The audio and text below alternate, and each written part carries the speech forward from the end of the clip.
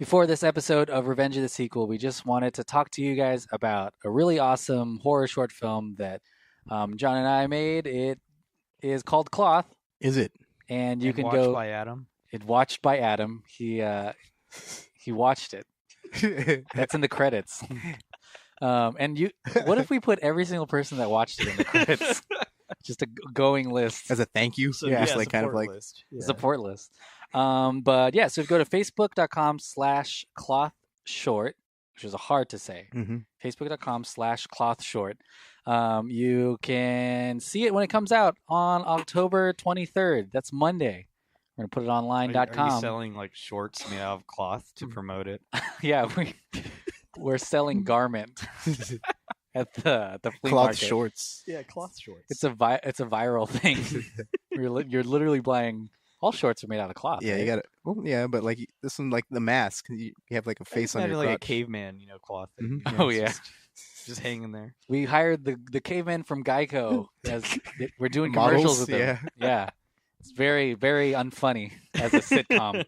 Very low ratings. Yeah, go to facebook.com/clothshort. Short. Cloth short. Watch it when it comes out. But their story didn't end there. How could there have been only one? And he's back in business. Is the worst idea in history of bad ideas. Part 2 is the final chapter in the violent history. This time, it's personal.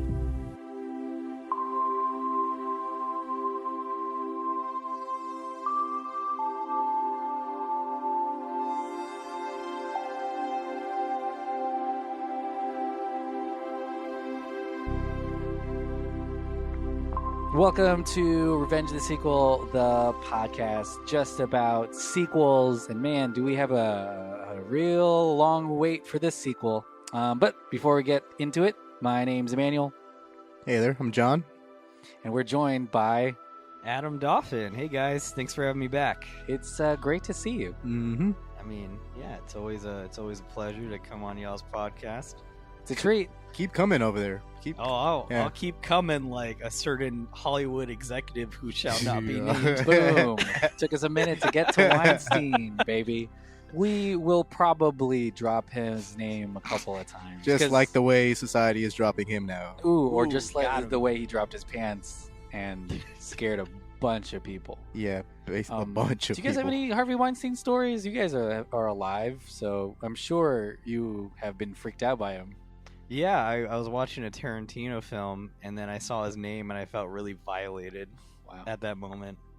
It was John, you ever terrible. cross paths with the Weinstein? I have the same, the same knee-jerk reaction when I watch a Kevin Smith film and his name comes up on Ugh. You guys, the credits. you guys don't know, but every movie is connected to Harvey Weinstein, so all of that has to be purged from your memory. Yeah, like every time I watch a Miramax film, I feel like I'm being anally probed. Mm. It's terrible. Gosh, awful. This is like, yeah. Well, I know. Technically, Harvey Weinstein Damage. owns this podcast, so I'm kidding. No. I'm just kidding. He's not owned by us. He wouldn't be interested in what we had to offer. Anyways, Our this butts. week we're talking about Blade Runner 2049, a sequel that is long, 30 years, 40? How long? Isn't it like 1980 35? Like the sequel itself is like Something? 82. Yeah. So yeah, like 1982. 35 years ago. 35 years in the making, baby. The insane. sequel to Blade Runner. Really great movie from the 80s. One of the staples of sci-fi, I think. Mhm. Yeah, generally in all of cinema. Was But it like we- the first like giant Philip K. Dick adaptation? I guess. Yeah, did you guys like Blade Runner? Let's talk about Blade Runner for a little bit. It's like, You guys looking red at me? yeah. It's like, Did you like Blade Runner, Adam? It is one of my all-time favorite movies. I'm gonna do a shameless plug right off the bat. Boom. My We were buddy talking Brett about and this I- earlier, Yeah. right? Plugging Yeah. in the beginning. How, Yeah, how, go how ahead. fast can we go without a plug? Well, my buddy Brett and I, who do Director Showdown podcast, we did a quick podcast about the original Blade Runner, and pretty much it's like that movie is when I saw that. I think I was in high school, In theaters, 1982. Yeah, I'm just kidding. 1982, I'm that old. No, my mother had to watch Blade Runner for a sociology class. Nice.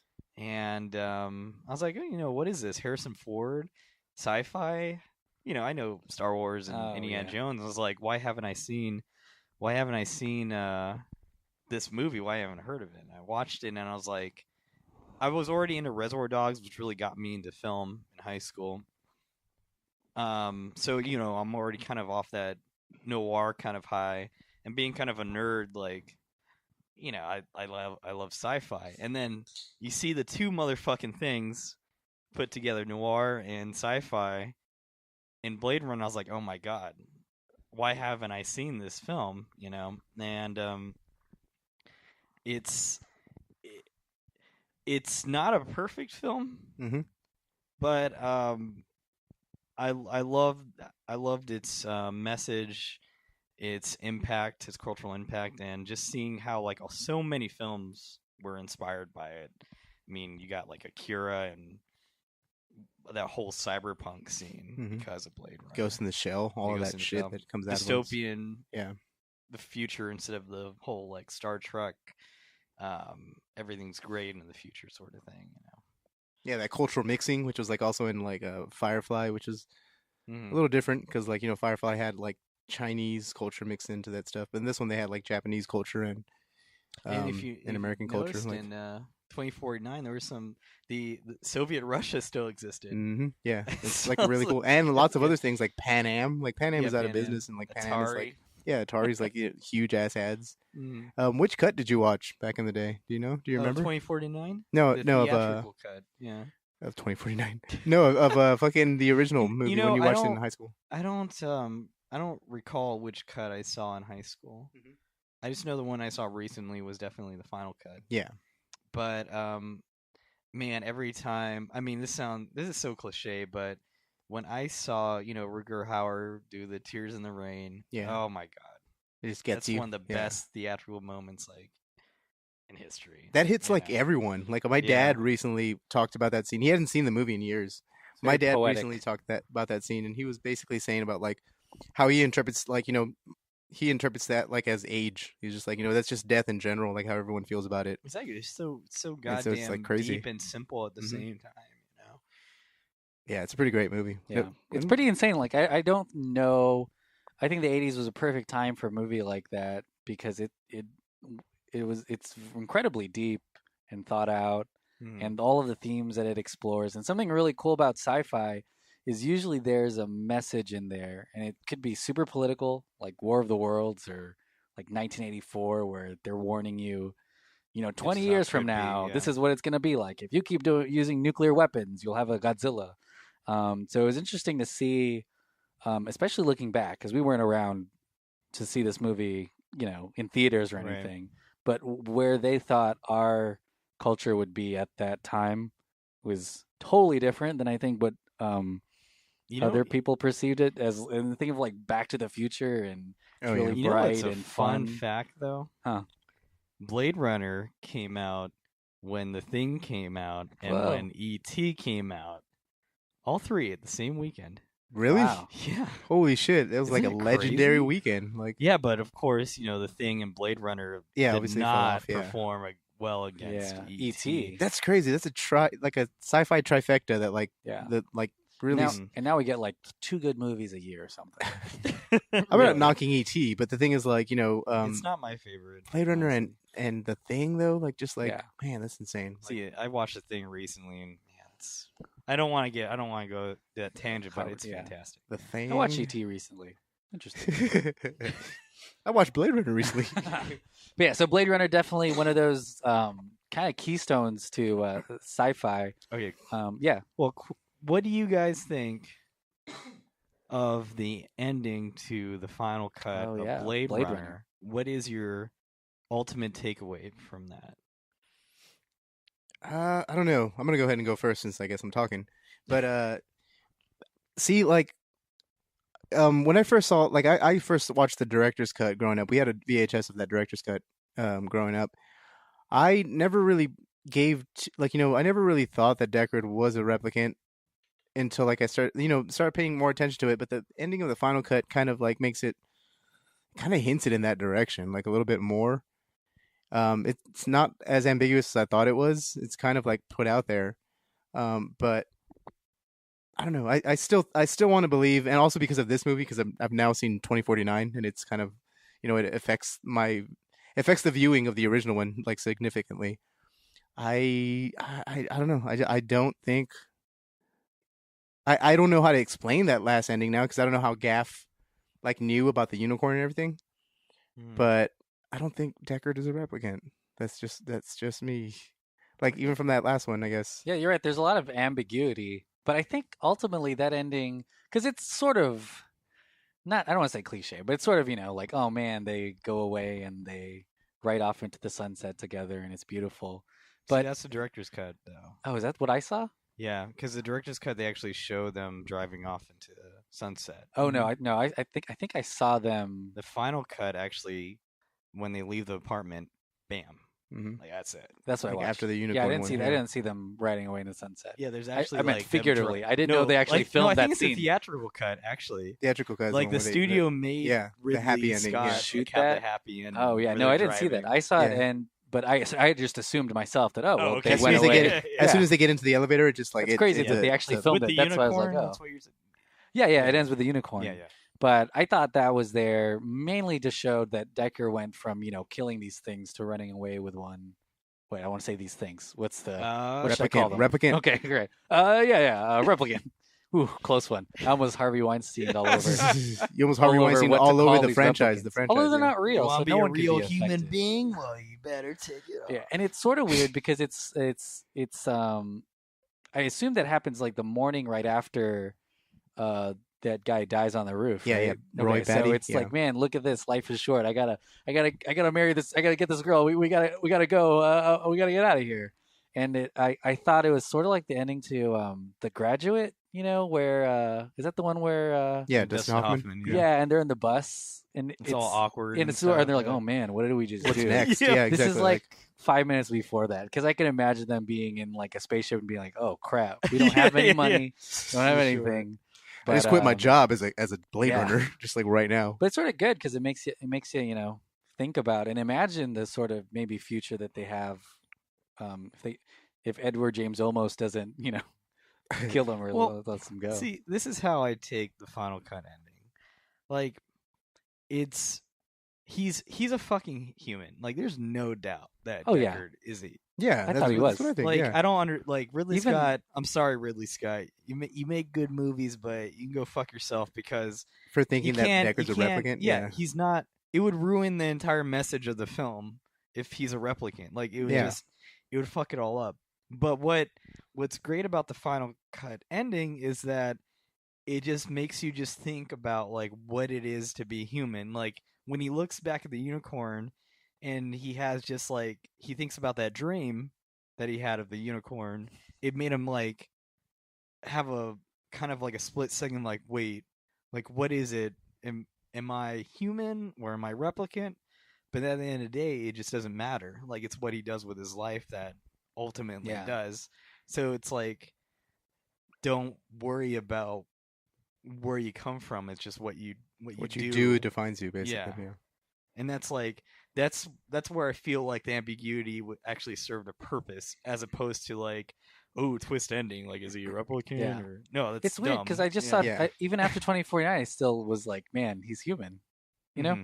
Which was weird. Well, like they just like they made it ambiguous just to fan service. Yeah. And they well, we'll get into that, but they keep that up. That's sorry, but that's really great. And I think we talked about it during the Alien Covenant is Ridley Scott really is into his own mortality or trying to figure out, what's going on in life. Well, what especially our how purpose his is. brother offed himself. But even Blade Runner, you're right. Like it was a lot about like expiration dates and replicants have one that's closer, but everyone has one soon. Yeah, I love that line that Edward James almost says is like, it's too bad she won't live, but then again, who does? Yeah, classic Edward James almost. He says that exact same thing to Selena in. I'm just kidding. Sorry, today's not a good day to be making Edward that joke. James, the Colonel almost, and he's like, hey Selena. And again, He looks like the KFC guy in 2049. Oh, he does. He like, looks like he's got the white shirt, the mustache. He was Colonel goatee. Sanders in the damn retirement home in 2049. well, let's talk about 2049. This movie. First of all, why do you think they made this movie? Do you think this was just going back to the Blade Runner? That's actually or... really good question. Hold on. I mean, you just look at the culture now. Like, it's nostalgia central. Yeah. Everybody, like Doesn't that's get more what's nostalgia. making money. Yeah. It is super. Would you be comfortable if there wasn't a 2049? If it just Blade Runner ended the way it did, and they didn't go into all The the thing stuff is, that we like, went if into? when I heard about 2049 and knew it was taken on by Denis Villeneuve, which I think is becoming one of the greatest directors of all time. Then I was like, okay, like, honestly, like, if it was made by someone, I don't know, that I didn't have much awareness of, Even if it was made by Scott, I'm gonna go ahead and just say that I would probably be not as Mhm. like excited for it. But the fact that Denny, because I loved Prisoners, I loved Enemy, I loved Arrival. Sicario. Yeah, Sicario, great. He makes great film. So I was like, it already looks amazing. Roger Deakins and his cinematography. It's just like, it's okay to have sequels if they're just good. Yeah, that's all. That's all I asked for. That's the point of this podcast here. Yeah. Like, no joke. Like, it's when you see all these derivative films that are just kind of just done just so, like, I guess Jurassic World is a great example where it's just, I know John's strong feelings about it, where it's just kind of like, let's rehash the whole. He's against triple dinosaur fights or quadruple dinosaur fights. Because John's it doesn't want to have fun at all. Yeah, God, boring old this next one's gonna have like 20 dinosaurs fighting each other. Spoiler alert, John. Maybe you shouldn't go watch it. You don't want. I might skip that episode. You don't want to have war dinos, like War go of to the Iraq and dinosaurs. like We're gonna fight have terrorists.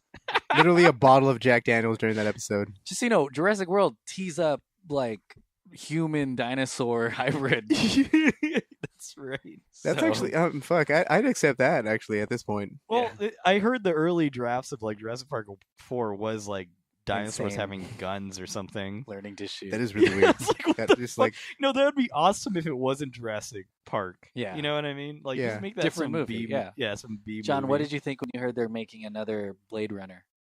I don't know. I thought it was really weird because like it's I've always thought of Blade Runner. I guess everybody did too as like this cult film. Like when you show it to people, I've shown it to people and I've like told people to check it out, and there are some people there's a good amount like almost the same amount of people that say it's cool. The other amount of people say it's kind of boring, because it's kind of like it's not your ideal action film. It's There really very isn't very as much pretty. action. Yeah, in like as you Blade think Runner. it is. It's both Compared to now, boring yeah. and cool. Like, it just depends on, like, if I'm having, you have to be in a particular mood to enjoy the original exactly. Blade Runner. You can't it's just not like pop it on. Yeah. Mhm. And it's a cat mouse kind of movie. It's not so much like we're two equals fighting different fight scenes. Right, yeah. Someone's getting messed up usually. Yeah, it's basically, I don't know, it's basically a futuristic detective story. So, like, when they said they were going to make a sequel of it, I was like, oh, that's pretty cool. Like, I'll believe it when I see it. Then they, like, started actually attaching to, like, a writer to it. Scott, like, put it into production. I thought Ridley Scott was actually going to direct it, and then they put on the dude who made Sicario on it. And I was like, oh, this is going to be interesting. Because I was like, I've seen Sicario. Where I hadn't seen Sicario at the moment, but I've seen like clips of it and then stuff like that. You're just like, wow, like that dude, like, and then Prisoners, like, which I saw Prisoners like a while back. Like, you're just thinking like that guy, like that's freaking awesome. Like, that dude knows movies. Like, you can totally tell like the way he would, like, the approach that he would take would be like a very quiet and like very like methodical approach to it, and it's just, Which is what Blade Runner deserves. yeah, exactly. And it's just like, wow, they're really trying to inject like high art into this franchise. And so like I was excited, and then it wasn't until I saw the first trailer I was like, yes, I am all on board for this fucking movie. And I mean, it's just been like I'm glad they haven't really shown much up until like its release, because like, man, like this, it blew me away. Like, I didn't expect it to be this good at all, and it really is. Pretty dense. But cool. So let's talk about your first impression. What were your first impressions of Blade Runner 2049? You go first. Oh yeah. Loved it. was pretty good. Yeah, Yeah, I mean, you just saw it right recently. saw it last night. Yeah, last night. Because it was such a long movie, I got out. At What like, theater did 11. you watch it in? I went to the Bijou, so there was Bijou. no one there. It was just me. Oh yeah, I know. The screen was not 800 feet tall, so I watched it on my iPhone, and it was wonderful. It was the way that it was supposed to be watched. I think. Yeah, it's Chinese like edit subtitle, and someone's coughing during the whole thing. I feel like that's the Blade Runner way to watch it, though. Yeah. Like in Blade Runner, people would be watching a Blade Runner movie on their phone. Yeah. Well, so it was definitely a fresh new approach to just sci-fi in our modern age, because it's 2049. Where does Denis Villeneuve? Where do the writers see us? In that world. I mean, obviously not super literal, but what are our focuses in that time? And it's really interesting to see the progression of this fake world in the movie. I think there's a lot of symbolism. There's still a lot of those themes. And what I really thought was great is they didn't just use the same themes from the first movie. It wasn't just about when am I going to die? And I was like, because if that was the case, we'd be like, oh man, we already saw a better version of this in Blade Runner. Mm-hmm. But there were themes that were really, really deep and unexplored yet in sci-fi or just overall in movies. I mean, we're going to talk about all of them later on, but it was super, super bonkers great. And there was one scene, which I'll talk about because it's a little spoilery later, but there was one scene that I was like, man, this is just too much. Like, they didn't need to go into this scene because it's sort of just fluff and we didn't need to see it. And then at the end, you're like, man, this movie actually needed it. This was the kicker of the scene. And you may already know what I'm talking about. For sure. But that when that scene started, I was like, man, now they're just trying to the waterworks explore the world more. Because there's a lot of world building that happens in this movie. Way more than Blade Runner. But yeah, pretty great. Loved it. And obviously, you guys are going to talk about how pretty it was, so I won't. But yeah, what did you guys think? I thought it was great. Like, I think I had the same feeling. I think Brent said sent a tweet out about this, but I've had the exact same feeling. When I walked out of Mad Max Fury Road, I had like a really type of weird movie high that I usually only get like when you watch like really, really badass like flicks. I had the same feeling walking out of Blade Runner 2049. It was just, I don't know. It was like, what it's assault on the senses is kind of a weird phrase, but it's, I don't know. We're Harvey Weinstein. No, it's not. It's an assault. It's a Weinstein-like assault on your senses. No, it's not that at all. Like it's literally the opposite of that. Like, it's so like every second of this movie like is gorgeous. You can't look away. Even like we were going to talk about the length and everything. And it is a long movie. Like, you've got to know what you're getting into before you watch this thing. I wasn't joking earlier when I said there's probably 30 minutes of someone walking up and down stairs. Yeah, definitely. Yeah, there literally is. But every fucking, that is the best type of fucking shots of anybody walking you'll ever fucking see. Yeah, exactly. Well, you can pretty much, take a screenshot of any frame, just randomly choose a frame from this movie and, oh, that's my desktop background. Yeah, exactly. Totally. And it's super detailed. It's super respectful of the original movie. I think to add on to your thing about the themes, I think it actually keeps the same themes but expands upon them greatly, and just opens them up to a new world. I feel like this is the fully realized vision of Blade Runner from back in the day. Like, this is what Scott probably meant to do back then, and just it's not that he couldn't, because he was obviously in 1982 and he did a very fucking good job just watching that first movie. But man, this movie just takes it to a whole different level. This movie makes Blade Runner look low budget, even though they probably spent a ton of money. Yeah, it does make him look low budget, and it's just this is the type of sequel that you want to watch. When you think of the word sequel, you want sequels like this. You want Evil Dead 2. You want Mad Max 2, The Road Warrior. It's crazy. Two of some of the best sci-fi movies of this decade are sequels. Mad Max and yeah, exactly. You want Dawn of the Dead. You want in this case, 2049. You just this just fucking, it's awesome. I can gush about it all night, but I'm gonna go ahead and just give it to Adam to have his first impression. I'm gonna piggyback off of what John said. I totally agree with the expansion of the themes. It took Blade Runner themes and just made it so much deeper than Blade Runner. Yeah. It's insane. I saw it with Brian and Brent. Yeah. And at the AMC IMAX. From the Director Showdown and the Fam Films podcast. You did that, not me. That plug was by It's John. a plug in the beginning and a plug in the middle. I was just saying, because like you just name dropping Brent and Brian, you're just like, who are these people? When like we were walking out, I said to them, I don't want to say it's better than the original, but it's better than the original. Like it's like how I did it. Like I obviously from my aforementioned comments, like I love the original Blade Runner, but this one is just fully realized of this the motifs that were established in Blade Runner.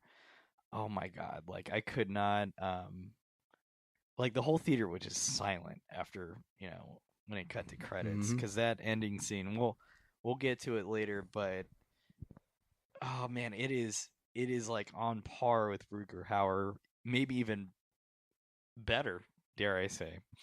But yeah, this is not only my favorite movie of 2017, probably of the decade so far. I know that's a hot take. You've only seen one movie this decade, though, so yeah. I mean, like if I think back about the 2010s, it's like it's hard to really top this one for me. Like I mean, we can nitpick because I saw it twice, and I saw it last night, and I was kind of being a little nitpicky, a little minor conveniences here and there. Right. But that's life. Like when we look back at our own memories, we nitpick. I mean, we pick and choose what we want to.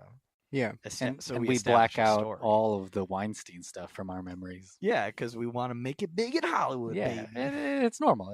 That's just Harvey being Harvey. But yeah, I mean, needless to say, you watched it at the IMAX, and we talked about how sensory it is. So it's obviously really beautiful, but it mixes a lot of that really crazy soundtrack and some new noises. How was it for you guys watching it in a theater? This kind of was made to be seen on a big screen. I know we say that for every fucking movie, but this movie really is made to be seen in a big screen with like insane surround sound, because there's a scene in particular in Las Vegas when the holograms in that room are starting to come on, and the music starts and stops, and it's such a like a real sensory moment, because not only is everything really pretty on screen, but the just the silence, and then the really loud clanging of like Elvis or something is bonkers. But what did you guys think about seeing it on I mean, we saw it on different formats, it sounds like. You watched it on IMAX?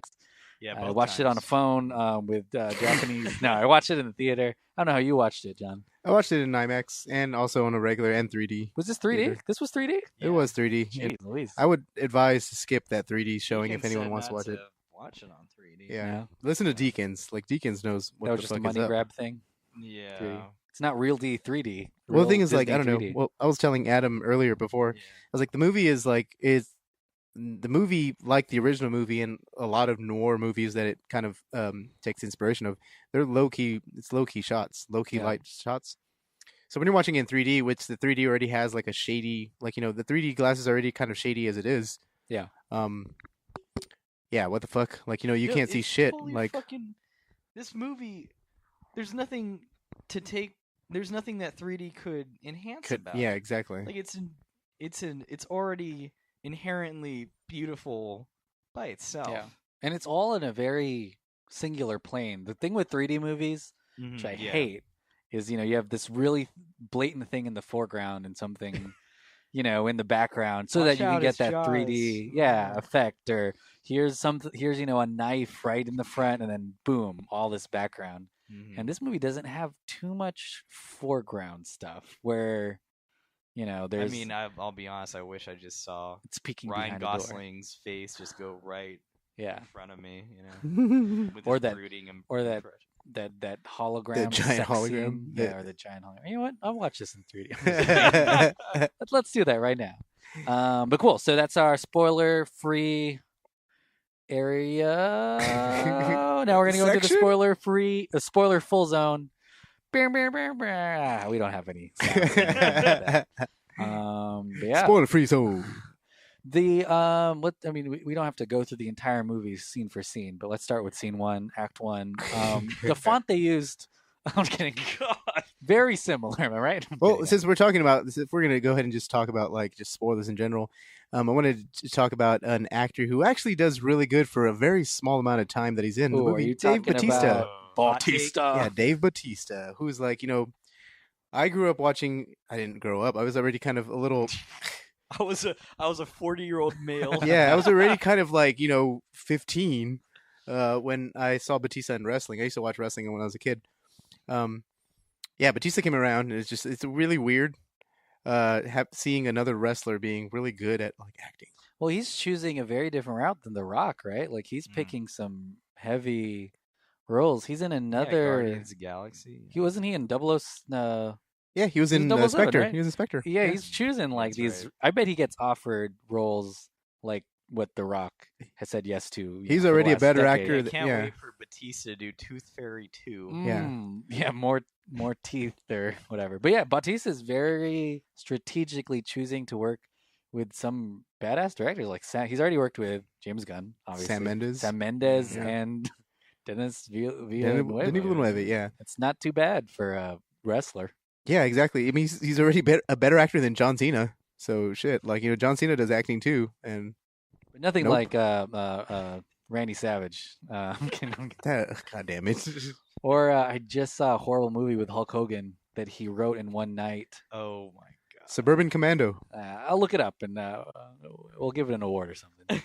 But yeah, Bautista's scene in the beginning of this movie. Obviously, they play to his size. He's a humongous dude. Yeah, but you knew he was a replicant, obviously. Yeah. Also, because if you watch the short films that came before this movie, there's a 2048, Blade Runner 2048, which is all a Bautista short film. Yeah. No way. Hey, wait, it's live action? Yeah.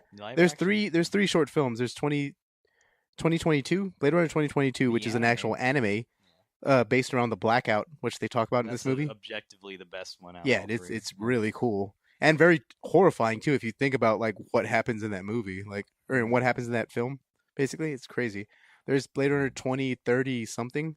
I don't know what the exact date is, but that's the Jared Leto introduction. It's like the Jared Leto's ridiculous character, Neander Joker, Wallace. Yeah, there you go. Is I only say ridiculous acting wise. My bad. The character is cool, but like he does some questionable things. The Bautista one's the weakest of all three, honestly. Yeah, I would say that. Yeah, the Bautista one's kind of weird, but he does act real. He's not the weakest thing. He's the farmer, about that right? short film. He's a replicant. Yeah, but farmer he's boy. He's a farmer, and so no one protein bothers farmer him. or something like that. Yeah. Which I don't get. We can. Why are we eating bugs? Let's talk about that. Come on, guys. Well, it's synthetic farming or something like that, right? Yeah, like it was Jared Leto's. He's the industrialist who. He's like a Steve Jobs type. Yeah. Elon Musk type guy who developed I think synthetic worms for protein, and that's why he's farming. Well, it's interesting how the world has changed. I mean, Earth hasn't changed that much, but in the original Blade Runner, it's so dark, and it seems like everything's just going downhill. And in this movie, even though we see trash heaps and it's awful, it's a little bit of a brighter future, right? We've got everything together now, thanks to we got holographic waifus. I actually don't think so. I think that's actually it's a worse future than the original Blade Runner. Things went downhill and they went downhill hard. Because 2049 just expands on what the original was. Yeah, exactly. There's collapse. They mention collapse of ecosystems, and it's just that's terrible. What's interesting is we sort of never see these off-world planets. And it's that's kind of really like cool a heaven type thing, and you're like, what's it like over there? Unless you watch the classic movie. What is it called with Kurt Russell? Soldier. The side sequel, to Blade Runner. What? You don't know this? You don't know this? Yeah, Paul W.S. Anderson made a sidequel, which is who wrote it? One of the original Blade Runner writers wrote a movie called Soldier. Yeah, that's why. Someone made a fan film. It was pretty much like a pretty fan much fiction with Kurt Russell. But it's a Paul W.S. Anderson of Mortal Kombat, Event Horizon, and Resident Evil fame. He's an okay guy. And it is Kurt Russell as a replicant, and he's a combat replicant. He's a combat an soldier. off-world situation. Wow. Yeah, and So they it's not a actually spiritual. This is like an actual. No, It's it's a not. I don't, movie. it's not endorsed by Oh, like okay. Ridley Scott or anything. but it's That's written so by one of the interesting. original writers of Blade Wow. Runner. Yeah, he was That's just a fan of, right? Yeah. But Paul W.S. Anderson's. Yeah, just he's a fan of Blade. Blade Runner. And they mentioned like, you know how like a Rutger Hauer at the original Blade Runner says like I've seen sea beams glimmer on the Tannhauser He's Gate. been through some stuff. Well, in what I got Soldier from they that. mention like there's like, oh, it's past the Tannhauser Gate. Like, and they literally say that, like, That's so stupid. I'm gonna Whatever the heck actively that is. choose. I'm gonna actively choose to ignore like that in the Soldier, universe yeah. because In the like Blade I Runner love the universe. mythos of like Offworld. Yeah, just as this is the thing that's beautiful. Mhm. And We'll it looks never like be only there. like the rich can afford off-world stuff, right? Like everybody Yeah. who's like basically just poor is stuck on Earth. Like, Yeah. that's what it looks just, like. If you show it, it like takes away power from Rutger Hauer's Mhm. like statement. Yeah, You know, like you can never begin to imagine what he experienced. You know, Yeah. and that's what's so beautiful about that. Because oh, I didn't look at it that way. Yeah, it's pretty cool. Because it's like his memories will be lost in the rain, so Yeah, it's like And nothing will have. yeah, no one will have known what he experienced. You know, it just gets it gets lost. So it's like that's the whole idea of like memories making you a human. You know? Yeah. Memories that are implanted, and that's something that Memories. that's something that plays really heavily in this movie, and it's one of the I was gonna say one of the false flags, but one of the weird kind of offshoots in this movie is the main character. Which actually, let's talk about that now. What do you guys think about Ryan Reynolds as the leading Don't you ever man? make that joke. I think that was love serious. I Ryan don't think that was Gosling like so Ryan much. Reynolds? No, I'm kidding. Green Lantern was great. What'd you think Speaking about of Green Lantern, by the way, one of the writers on 2049 actually wrote the screenplay Huh? for Green Lantern. Really? Look it up.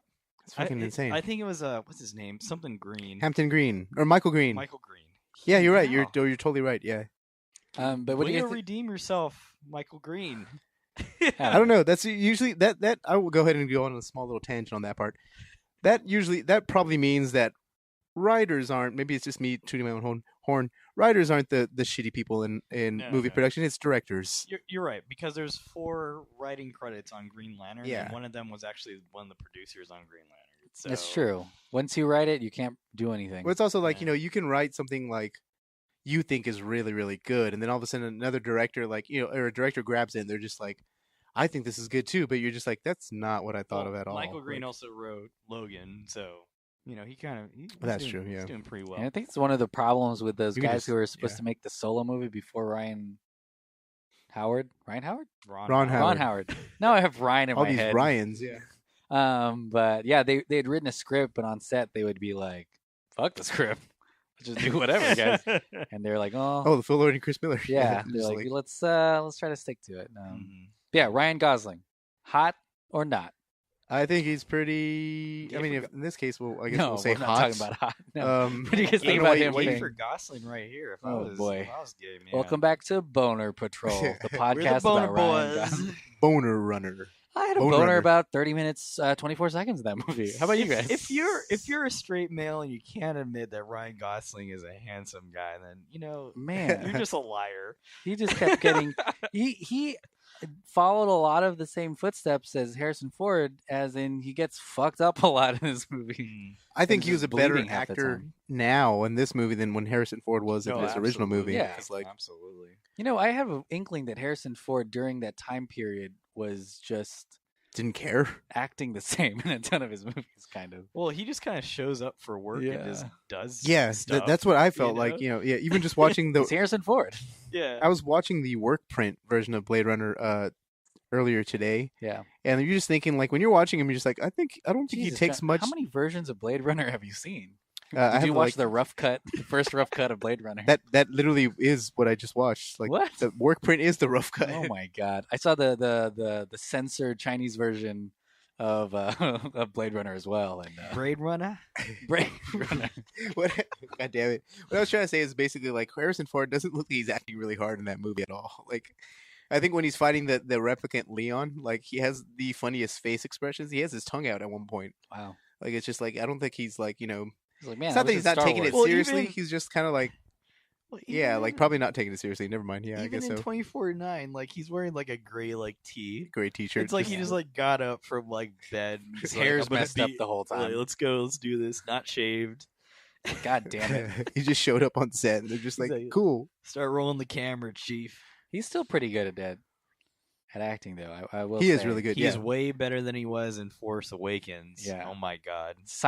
Harrison Ford silently in this movie could make you cry, just the way he would look at things. Right. Well, especially because his opposite in that one big scene is Leto, which is like really weird because you Yeah. have like this, like really emotional moment going on in like Harrison Ford's face and shit, and then all of a sudden it switches back to Leto, and he's like, "I doing this," and I'm just like, "Wait, what's It's going really on here?" weird Like, to see Harrison Ford not be in control, though, because you always see him as this badass, Right. Yeah. and Yeah, to that's see true. him to be so Vulnerable. vulnerable is crazy, and maybe that's why you're like, man, maybe he's acting so well, but maybe But I he just did feel have really that bad badass for him. moment where he lied about Rachel's eyes. It's true. He's like, that was her really eyes were good. green. Smash cut too, the very first shot of the movie, right? Just green eyes, just boom, boom. What Hmm. is the thing with this movie? We'll talk about Ryan Gosling later. What's the thing with eyes in this movie?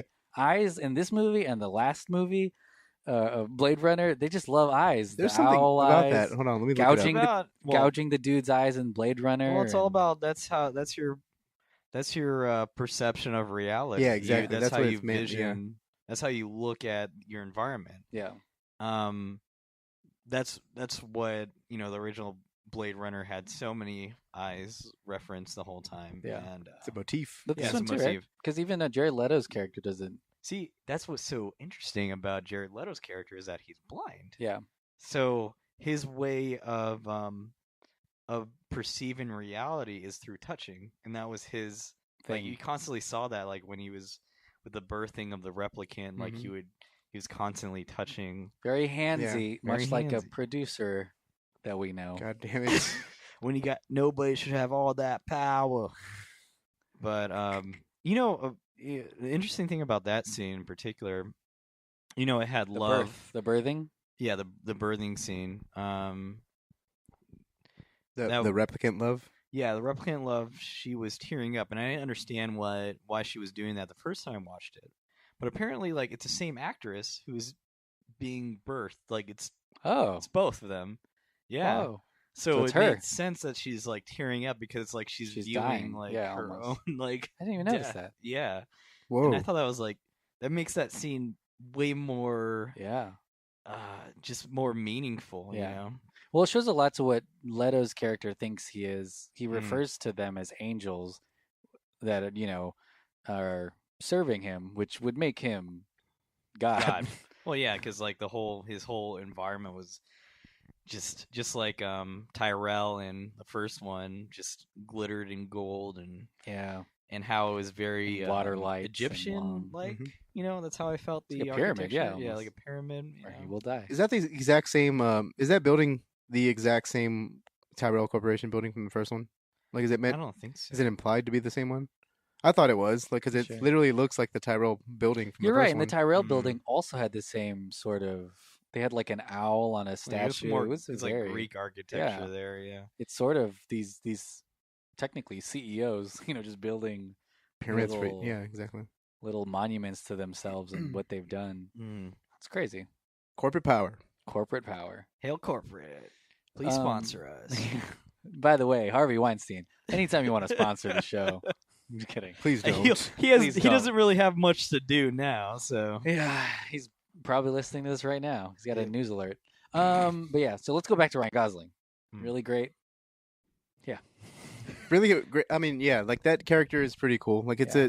obviously I felt like it was a throwback to his characters in the Refn films, where he's kind of like very, his internal. laconic and stoic. Yeah, exactly. Yeah, it's not like his character in La La Land where he's Yeah. just like all bright and upbeat. Mm. It's or like even the Nice Guys where it's just like like That comedic was and stuff. terrific, yeah. It's it's really good, but for different ways. And I thought I thought it was just a really cool, and just by having him right off the bat, because the marketing doesn't really give this away, but he is a replicant in the movie, and they reveal that like right in the first scene, or right in the first couple of scenes of the movie He has one of the most tragic storylines ever. Like just like it's almost ever. Shakespearean. on how tragic his whole arc You is. feel so bad for the guy. Like you literally. start off, he thinks he knows he's a replicant. Then he gets all these clues to find out. Okay, well maybe I'm the only born replicant. I feel really special. Yeah.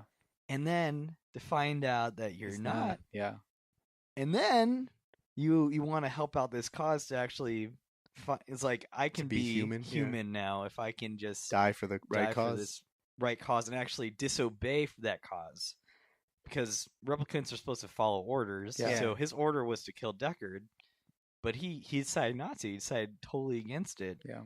And go against his own coding, I guess, and save him and give him to Deckard's daughter. Yeah. Like his arc is so beautiful and tragic, and I love that character. It's amazing. I mean, his name's Joe, average Joe. Mm-hmm. You know, like anybody can.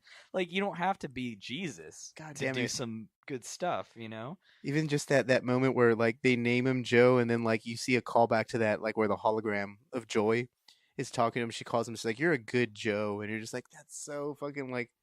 Heartbreaking because like she just like that was just in her programming to call him Joe. Well, and she just took it. Can we talk about Joy a little bit? Because I feel as though obviously Joy was kind of like the replicant sort of character in this movie. Yeah, definitely. As in that she had a full arc. The ones like are they actually have agency? Does this?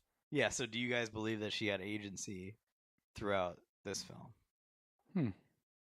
Because obviously the ambiguity sets in when, like you said, John, when she's like, "You're a good Joe," and he just like then he's like confused, like, what the fuck was it all just made up or was it real? Well, I didn't trust her. I kept telling Sophia, because we watched it together, I was like, man, she's somehow linked to the corporation, because she's just a product. Well, once she said break the antenna, that's when she gained her agency. Yeah. When she decided delete all my information. Stuff. Yeah. That's when you knew she was gonna die. See, that's what's so cool about this one is that in the original Blade Runner, memory is that was a theme that they were saying that defined you to be human. Yeah. But in this one, they subvert it and say, memory is not what it is, because like she could have kept her memories in that database, but she's like, I want to be a real girl. Like I can, if I have the ability to die, yeah, exactly. And that's what makes me real, and like how Agent K, Ryan Gosling's character, his implanted memories, it doesn't fucking matter, do anything, because they're fake. Exactly. So it's like I just love that like subversion of the old one, like taking it and then expanding on it, even more so. Yeah, that Joy character is like something else. It was like probably one of maybe my favorite character of the movie in the arc, because like her arc is just so complete too. It's a new thing. It's like I never thought that I would be so sad to see a shoe smash a rectangular prism. Yeah. It's terrible too. It's like that moment is so heartbreaking. She said she doesn't even get to say like she's obviously saying I love you, but she doesn't really say it like fully. Like it cuts off right at the you, and then it's just like that's so you just feel so bad. And that's what you were saying about like Gosling's character. Like you just feel so bad for that character. Like it's so tragic, and it's just like it's just terrible. Speaking of those two, one of the most beautiful sex scenes I've ever seen, actually. The hologram and the prostitute with what's the her weird name? threesome twosome. Yeah, it is a Martian chick, right? What's her name? Mackenzie Davis. Yeah, she was in Black Mirror too, right? But yeah, that was such a beautiful scene. Reminds me of Her. Have you guys seen Her? But like 10 times better than the sex scene in Her, actually. Yeah, the sex scene in Her is very weird. Yeah. It's just all audio. Yeah, it's all audio. But it was good. But like this one is like it's gorgeous to see, two hands just like, two pairs of hands just together, going all over with the place. With a little lag and a little static. Yeah. In between. Really weird. It is, you can't take your eyes off of it though, because like the mesmerizing, the character of like Joy and the prostitute replicant character, like they're I don't know, it's just because the face keeps changing. Like it flickers from Joy to the character's name is Mariette, excuse me. So it just keeps switching from that, and it's just kind of weird. It's weird to watch, but you can't take your eye off of it, and it's really cool. It's also like a little, I don't know, I think it went on a little too long, but I thought it was pretty cool. Perfect. Well, everyone, and I think the whole entire cast was really good. Robin Wright, we haven't talked about her yet. Robin Wright, she's great. Ultimate she's Robin Wright. Hell of a year for Robin Wright, huh? Yeah. But was she in? Wonder Woman, like. Oh that. yeah, she was exactly. One of the best Queen actresses in Wonder Woman. She was probably like one of the best parts in Wonder Woman. That's pretty awesome. Yeah, Robin Wright was really great, very defiant, but she had a really strong also, like, core. sexy in a weird way. Yeah. Well, she That propositioned Yeah, Ryan Gosling. And he Who said, wouldn't? No. I have a robot. I have a hologram. Yeah, she's like, I have a holographic girlfriend. Yeah. What do you guys? How do you guys think Jared Leto did? I think you guys He was talked earlier about fantastic. his. You thought so? I thought he was great in what he was doing. I didn't even feel like he was Jared Leto. He was appropriately, what's the name of that character? Whatever. Neander Wallace. Yeah, Wallace. Yeah. I don't know. There's something off about him. I can't. Don't Even let just your watching this Suicide third Squad, one. like, Maybe that's what's coming through. I Maybe just that's what's totally coming through. It's deleted just because that- like that that's not it. memory. Oh, It's that just like- implant. Oh boy, the blackout of Suicide I think it's Squad. just because I saw that movie and just like, or Leto just has a tendency. I don't know. Just to me, like because of that, like Leto has a tendency to go over the top with his roles, to where it's not like very. He wasn't over the top in this one. I thought just a bit. I don't know. Really? Shit. He was pretty perfect. I thought. It's just because the way he was like put against Harrison Ford was Harrison Ford had just like that great moment, and then every time it just switched back to Leto during that scene was just kind of like throwing me a little off. I feel like you are stained by the circle jerk that's against Jared Leto, and like Yeah. I understand why it exists, but I took him for what he did, and I thought he was like really great. I think Leto did what he needed to. I mean, he was very stoic. He honestly wasn't in this movie a ton. Anyways, but yeah. I mean, yeah, he definitely doesn't have. God. He doesn't sure. have the charisma of like Harrison Ford that just shows up, and then you're like, man, I'm on this guy's side. It's weird. Like I just don't feel that. I feel like he did really well when I saw him. Oh fuck! I was gonna ask something really good. Shit. Oh, what's the deal with Ridley Scott and like corporations and like wait? I know. And, like an Alien. Yeah, where like an it's Alien, and in this movie, they're like he's really anti. Well, it's kind of like the '80s sort of thing, when corporations really got a foothold. It's way worse now, Ridley Scott. Your movies didn't do their job. Way to go, Scott. I know. Let me think. Who else was really great in the cast that we haven't even? Oh, the girl who played hinted at? Love, who's Sylvia Hoeks. Oh yeah, so hot. She's gonna be. The girl who played Love. Yeah, she's scene stealer. Someone told me She's earlier great. today that she's gonna be in a ton of movies because she just did a really great job in this. Yeah, My she's amazing. Yeah, she's especially that scene where she kills Robin Wright's Wright. character. Like, man, Like she's the so great in inflection that she scene. says, like, "You think we lie?" Like, Yeah, some, yeah. like weird, like fucking creepy. Because she It's so told you, creepy. Yeah. and just like, and she's Yeah. crying at the same time while she's saying this. Like, Yeah. it's hurting her Well, we Yeah. talk to about do this thing, Yeah, and it's to just lie, it's so yeah. crazy. almost every replicant in this movie gains some sort of humanity and goes against because she even Right. sort of justifies her killing Robin Wright with being like, well, I can tell her that you attacked me first, and I love that line too. Yeah. She's like, because we never lie. She's like, I'm gonna tell them that you Yeah. shot me first, and just basically like proving her wrong, like on the spot. Like, yeah, you think you know us, you don't know us. And it's almost just like it's freaking being crazy. against everything she's Mhm. trying to do because she, Yeah, she's pretty she's trying great. to be in this perfect, but- movie. Yeah, it's just like the movie asks, like, does our perception of reality truly affect like the way we respond to it? Like one of my favorite scenes is like throughout like half of the movie, Ryan Gosling, he is like the stoic character, replicant, and then you go through that baseline test, right? Yeah. And it's like super jarring, but he's like passing it flying colors. He's called Constant K because he's always hitting that baseline. And then when he finds out, when he thinks he is the son of Harrison Ford and is the only born replicant, he like freaks out, has this emotional breakdown, and then his baseline test is all jacked up. Yeah. And it's like just thinking that your reality is different like affects how you respond to it, and that's the question that it asked. Like that's why I was reminded because of how Love's character was like speaking to it about lying, and like what her perception of that moment is. Does it affect her? Yeah. No, it doesn't. She's bonkers. She's crazy. She hit that scientist in the back of the neck, and he started bleeding out of his eyes. That was brutal. That was Like, a super what did she hit? That was a very disturbing death scene. Just like lingering on him like that. Mhm. It's yeah. Well, there's a Ooh. very physical, not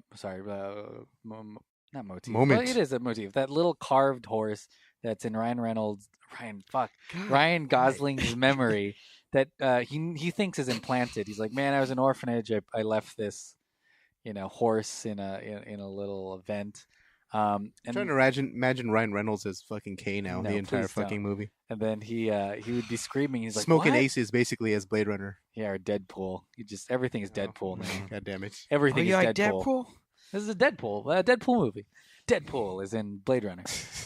But so and then he finds the horse and he realizes, man, this could totally be real. And so he goes to the scene that I thought was too much, because they do a lot of world building. Even the orphanage scene is an insane amount of exposition or foundation laying that you're like, whoa, this is insane in like 5 minutes, because here's this whole giant room filled with orphans that are collecting spare parts for this like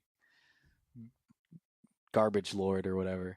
But it's a tiny little thing, but in your head you're like, man, this is you question the entire world and you're like, man, this is what happens to orphans or whatever. But when they went to when he goes to the memory maker, the person who makes the memories, who puts them in your head, that's when I was rolling my eyes. I'm like, oh man, well this scene is too much. And then I got ass raped. I got Harvey Weinstein. I got Weinstein at the end when we realized that was a super critical moment. Because he goes there and to be like, man, is this a real memory or did you make this? Is this fake? What did you do? Like, why is this in my head? And it's probably the scene where he breaks the most, because he just cusses after he's like, man, it goes fucking crazy. I'm a human. Mm-hmm. But speaking to the whole world building thing, and the thing is, like, I love this movie more so than the original Blade Runners, because Ryan Gosling actually does detective work. like you see him doing all sorts of like cool investigative shit. He does microfilm. He does micro. Like he's filling out paperwork and stuff, and like he's actually like following clues. Like he's being a detective while Harrison Ford just kind of says enhance for a few moments. Yeah, he goes to an apartment. Harrison Ford like visits hookers. But that's why it's like I feel like those scenes, like the world building, was so cool to be coupled with his investigative technique. And these weren't those scenes where we're seeing these different parts of this dystopian world aren't facetious. They're not just to have them. Right. He's there to investigate something, and you just happen to be in this place that makes you question all of society ever. Because it really is bonkers, the places they go and the things that he sees just on average. And then what did you guys think about San Diego being just a dump site for Los Angeles? Nothing different from today. Woo! That's the joke I have. Thank you, everybody. All right. Nice. Was it San Diego or San Francisco? It's San Diego. Oh. Yeah, it's just like a giant fucking landfill. Yeah, because right? I saw Shamu still locked up in the... What was y'all's favorite environment?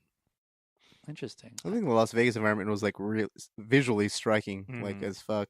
Which is only because I found the background trivia to that. It's just like it's inspired off of a sandstorm that Australia had, like back in the Darude, yeah, and it's really like when you look at the actual photos from that sandstorm, it looks exactly like fucking Blade Runner 2049. You're just like, whoa, holy shit! Like that's fucking because that city has so much personality already that. When you see Sinatra or Elvis or all the little things that they show, the empty casinos, it really does feel like a deserted place, because that is a bustling, area. And they raise like more questions about that world too. Like they build the world too. There's like, oh, a dirty bomb went off in that city. Do you think that like, holy shit, like that's fucking awesome. Like not awesome, but like the Ozymandias statues everywhere. Did you think that Decker got the idea to live in that giant abandoned casino from that dude that he had to trace down from Blade Runner, who lived in that giant JF abandoned apartment Sebastian? complex? Yeah. Maybe. Hey, It's like kind of got that same vibe. Yeah. Like, man, here's Ryan Gosling Or walking maybe. through this tiny little booby-trapped, Yeah. not tiny, huge, expansive booby-trapped place. And he's like, I mean, these nobody little wants to robots. go to a nuclear Vegas. wasteland. That's Yeah. for sure. It's true. Although he could. I saw some of those vibes too. Like I kind of thought the exact same thing. Like it looks like JF Sebastian's apartment and stuff like that. I'm It's just- JF Sebastian. JF Sebastian. The saddest, most hunchback of Notre Dame type. Youngest person youngest old person He did ever. not Like, deserve Yeah. to die. In the Yeah. first. That was sad. He was the inspiration for Benjamin Button, right? Like yeah. his character. I wanted to say something about retroactively. Yeah. Wrote the story. There is a line in the final cut. This is what I did notice that was different from any other cuts of the original Blade Runner. When JF Sebastian turns around, like after Rutger Hauer's character Roy Batty gouges fucking Tyrell's eyes out. Yeah, more eyes. He gouges his eyes out, and then he turns around, and in every other cut he just walks silently towards Sebastian, and it's implied that he kills him. In the final cut, he literally there's a line an ADR line that says, "Come here, Sebastian, come here." And I'm just like, what the fuck? Like that's a little. It's I true don't because remember You're Lucasing that your shit if you're in doing the cut that. that I saw, they there was like a little walkie chatter that was like, "Oh, we found the body of Sebastian." That Yeah, was it. exactly. Like they didn't actually. You're like, Right. "Oh, he's dead." And speaking of just going on a little bit more of a explanation on why I hate Leto, I think it's because I prefer Oh, the boy. Tyrell's more subtle got to conflicts as opposed to Leto's a little bit more over Very the obvious. yeah, very obvious. I'm king Interesting. here. I read a review that said that that didn't like this movie. That Villeneuve held the hand of the audience for every single piece There of the was movie, some- and I was there like, was "What some- the heck?" But I guess There was some stuff it didn't bother me, but I Yeah. knew that some when Gosling had the epiphany or the connections that Oh, he's yeah, not. exactly what we're talking about. Yeah. Yeah, that he's not the He's not the child. he's not the child because it's you hear all you The hear the voiceover voices and the flashback, literal flashback. But it was that wasn't really, it didn't bother me at Yeah. all. I was like, I get it if you just want to help, some audience members out. Yeah, because smash cut to the memory maker, even in Yeah. his head. I was like, okay, well. And that's honestly, fine. even after that, I Oh, didn't yeah, I get guess it so, until yeah. someone told me. He's like, "Oh, it was her." I was like, what? Oh shit! Oh fuck! I thought he was just having a weird thing. I didn't even get that till right now. I didn't know he was I guess that does make sense. I didn't know he was holding people's hands, but I was like, I guess that yeah. Well, There's you only, didn't have to. it was mainly those scenes when he has, when he was, Flashbacks, you would say, or no? yeah, just voiceovers. Okay, cool. 'Cause- With your Yeah, average, the back of average someone's Joe head. part, and it was just. But those were two parts. Yeah, I was about to say, honestly. that's it's too, not a big deal. It's a 3-hour movie. That's if you just pick out 2 scenes from there, it's not that Yeah. bad. Exactly. He's just looking for an excuse to not like it. I mean, if you really want to get into actual criticisms, there was the conveniences of Gosling somehow intercepting the car or the flying car that had Harrison. Oh, at the Ford. very end, yeah, that I is. was I I don't know, because yeah. everything. Oh, Before yeah. it was established that he's a detective and he finds things and everything makes logical sense sequence. Mhm. But then he's just I know where they are. Yeah, and exactly. then He's I'm gonna blow them up. But I was like, all right, well, we don't. I guess we don't really need to know. We can You know what just else was get weird? it going. The what's the name of the pleasure bot? Not Joy, the pleasure bot. Yeah, is that her name? the Yeah, hologram. GUI. Not the hologram. The Oh, Mariette. replicant. Yeah. Yeah. Well, Yeah. she's the one that actually slips the tracker onto him. Yeah. But she's also the one that saves him, right? right. Oh yeah. I was like, man, what a turn! What did she go through? In the No. last- Actually, they day. do have that scene in the movie, Yeah. that lady with the one eye, the replicant with the Yeah. one eye. She's I guess they're a pimp or something. Yeah. In she's one a scene. leader. Yeah, and she says that she's like, that's the guy who killed Batista's character, Sapper Yeah. Morton or whatever. She's like, keep an eye on him. And so Get they it? kind of Keep established an that eye. there's More there's eyes a or lack of. there's a replicant resistance going on here. Yeah. Mhm. And so they I didn't catch that the first time I saw it, but like you do. I mean, it's very. Wait, you didn't get there those there. replicant resistance? No, I didn't get that during that scene where she sends like the prostitutes over. I didn't get that was her, and she didn't. Oh, I didn't with the umbrella. Yeah, I didn't hear any. I guess I wasn't paying attention at that point or something, but I missed that part about like like he's the one who killed blah blah blah. This I thought they were just saying. I thought she was literally just sending him out to like to pimp him Oh no, out. she was I following mean, him or there could be something ominous. You know, there could be some theories you could come up with the whole because Well, like with Joy like ordering her to come, like Mackenzie Davis's character. Oh yeah. Because I'm like, well, wait, they could have been that something slipping in because obviously it seemed that Joy didn't even know. I guess because she said, because Mackenzie Davis says, don't say anything, don't say that I put the tracker in his coat, so. Oh. But I guess Joy was just like, oh, you liked her, so I guess like, Yeah. we're gonna use her. Yeah.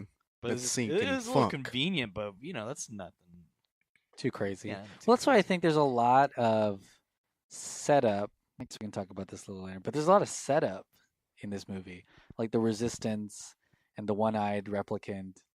I guess to be in your head. I mean, they don't have to make a sequel to show you what happens.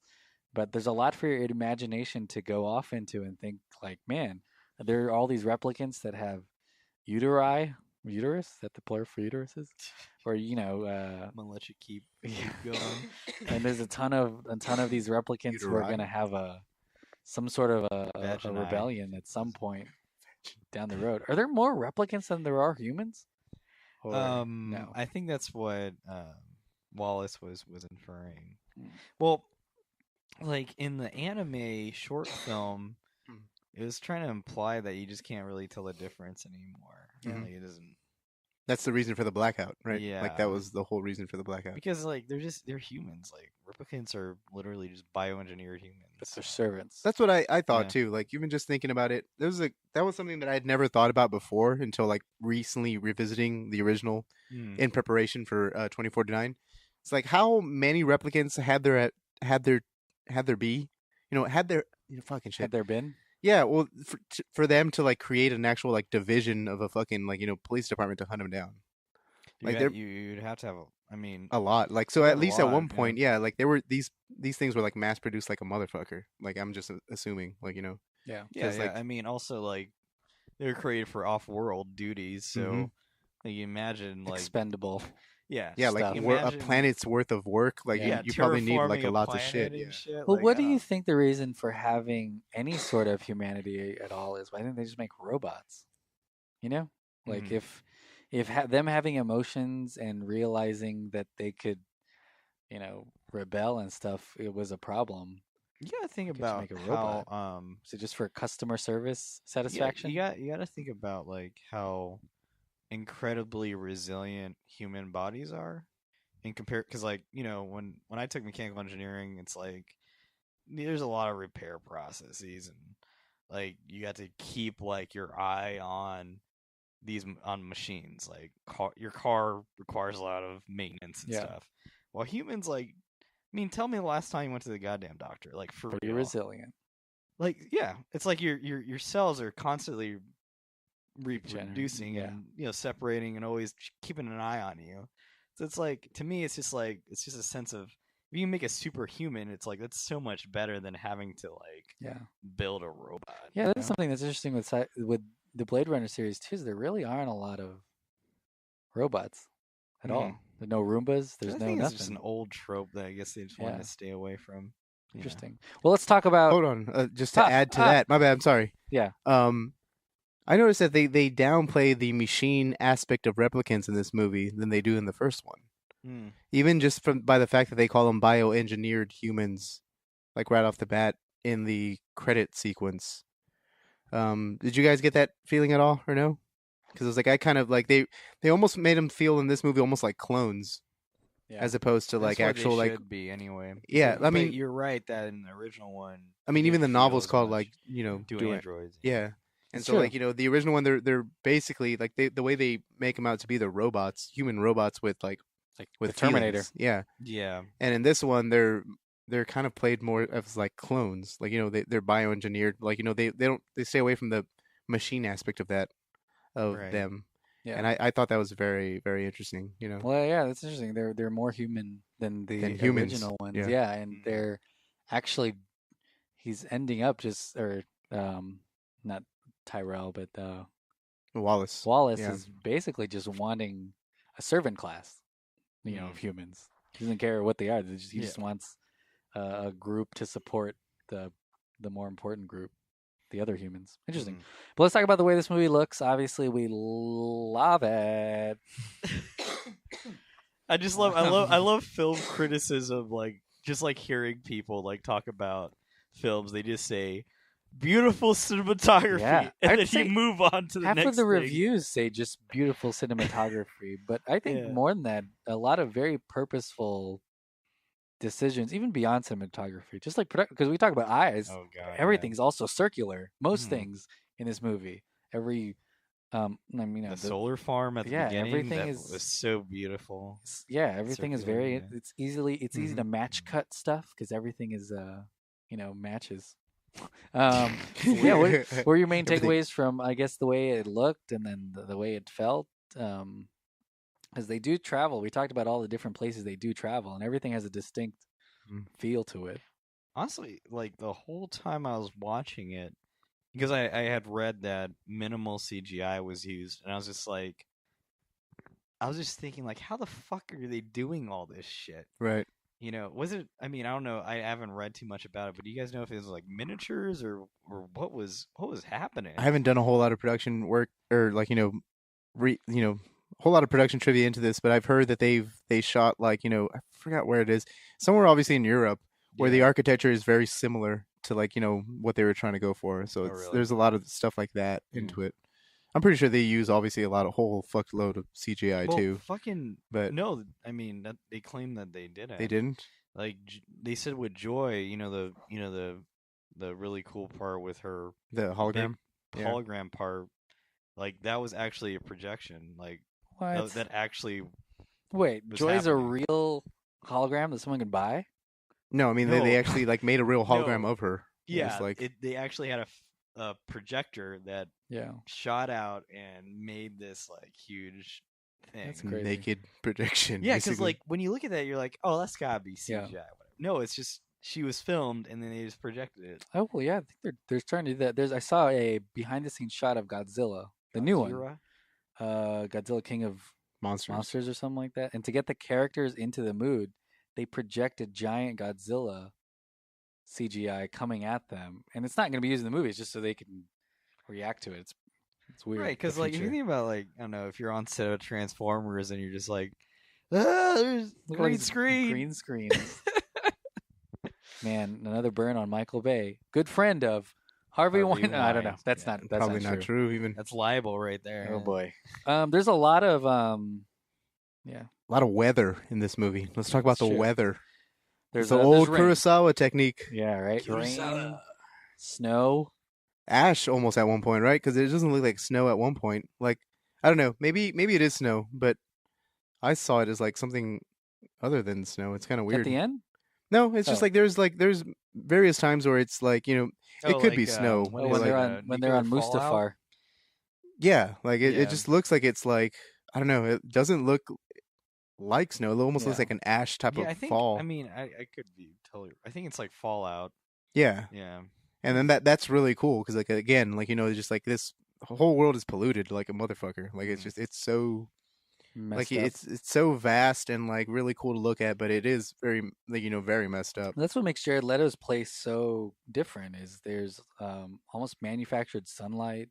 Yeah, and it's water waves everywhere.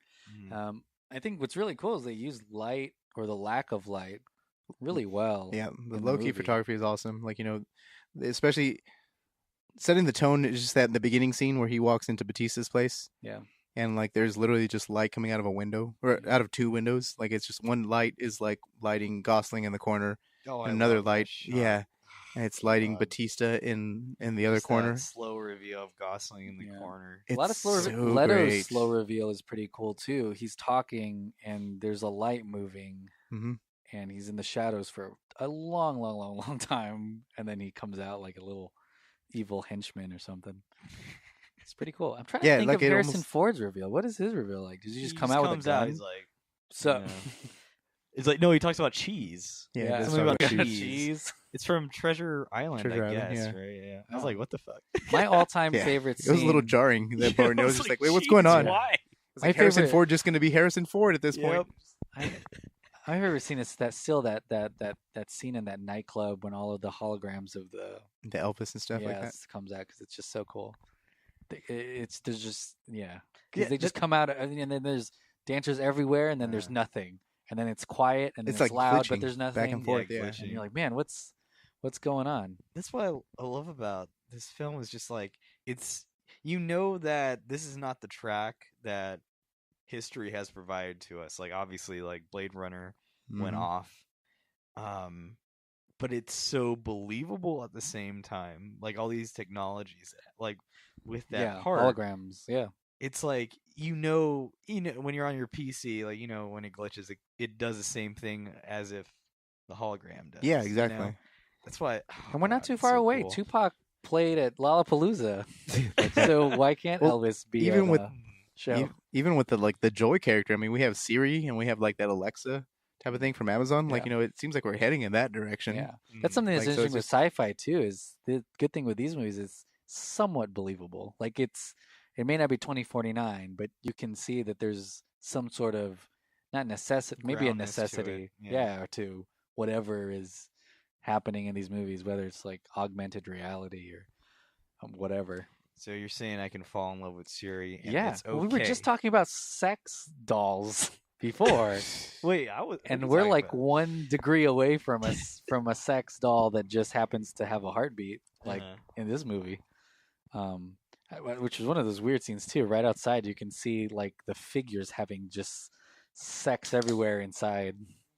Their hands pressed against the glass, and it's that part, like and then boobies, and then boobies. What do you think the message of this movie is? I think there's a lot of different messages. But pick one. Pick one. What do you think, like the main? I wanted to go back to the cinematography aspect just a little bit more, talking about Roger Deakins. Yeah. Oh yeah, nominated. Are you just ignoring his question? Nominated for. I was trying to answer more of the last one. You're like a. Yeah. Or maybe more of an interesting one. Guy. Co-host? You're just a rude guy, John. You're a rude guest. So this guy's nominated. Deakins have been nominated a bunch of times for Oscars. Never won. Yeah, a lot of stuff. He shot. Yeah, Deakins shot one of the 1984, the original movie back in 1984. Literally 1984. Yeah, and that movie, when I saw it in college, like fucking had a huge impact on me. It was like, one of those banned books, baby. Well, like it's as much as a feel bad movie, I would argue as like as Breaking for a Dream. Yeah, like it's just like whoa, it's like a necessary thing. Yes. Yeah, it's like it's so like it's heartbreaking to watch. Like it's not something you would show a fucking party to. Yeah. But Roger Deakins' stuff. I called my buds, grabbed some beer, watched 1984. We take some. And right after that, let's watch Breaking for a Dream and Enter the Void. You're just like, wait, what? Let's feel bad. Anyway, Roger Deakins shot that shit, and it was just like it was awesome. Watching like even like Skyfall, like he fucking shot Skyfall, which is a beautiful fucking movie. Didn't he do a bunch of Coen Brothers stuff? Yeah, he did. Yeah. He did Oh Brother Where Art Thou and like a bunch of like Coen Brothers and their like the big Coen Brothers one, like No Country for Old Men is probably what everybody will probably remember. He accomplished a lot of different visions and themes, working with such a different array of. He has directors. such a clean aesthetic, but it's like but the content is so like gritty. How would you compare 24/9 to all his previous work? I would say 2049 and No Country are like up there. Like absolutely. 2049 is up there. Like that is like that. This is like prime Deakins right now. Well, I mean, Dunkirk is really great. It's true. How much people love film. Like the cinematography with that one competing against 24. I think 24/9 takes it. Yeah, I hope it takes it. Yeah, I'm not knocking Dunkirk because Dunkirk is an amazingly shot but here's movie. the kicker: which one of those two were produced by Harvey Weinstein? Whichever one is, that's probably not even joking. They're not going to vote for it. You're right. That's a good point. I don't know. Let me see if Weinstein helped any of these. I may just ruin Blade Runner for you guys. If he helped at all, he'd probably help with Dunkirk. But I don't think he did.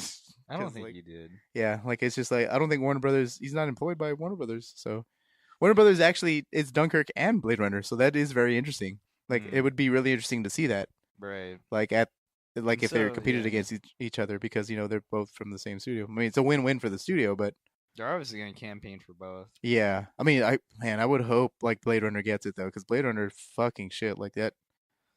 Not enough can be said about like the visuals in Blade Runner. Like it's freaking insane. I think a marriage of like good lighting, good production design, and of course the camera moving around. Yeah, and it services the plot. Yeah, like it's not There's just beautiful for the sake of being beautiful. Yeah, exactly. This isn't like this isn't a very self-indulgent like Malick or Snyder flick in that case.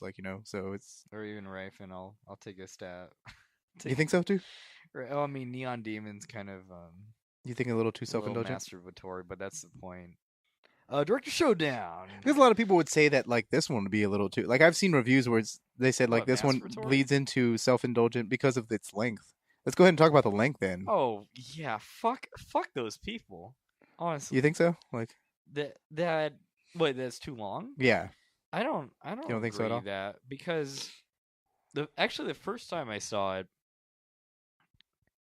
it appeared to be longer than the second time. It felt like an hour to me. Like it felt so because you were so engaged and stuff like this time around. Because I knew I knew what was going to happen. I was connecting the dots already because I know the outcomes, and in almost 3 hours, it just flew by in the second viewing. I think if anyone's complaining about the length, I suggest just watching it again. Ironically, and then it's interesting because there's not much you can shave off. Like if you think about the movie as a whole, really, what are you going to take away?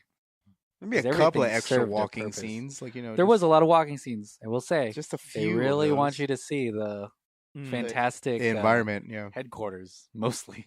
But yeah, it's an experience. Yeah. You go in, you buckle up. And didn't Andrew post something about how Happy Death Day is Drew did post something. Beat this movie in the box office, but I think it's just logistically this movie's length is the same as watching Happy Death Day twice. Yeah, so it's literally double the show times for a movie that's an hour and a half. So I was reading that movies with the longer lengths is a dying breed. It's not a common thing anymore. Yeah, it's like I would take this movie akin to like 2001: A Space Odyssey, one of my number one movie of all time. Like it's just this high concept sci-fi that you have to take 3 hours to go through. It's very dense. Yeah, you want to.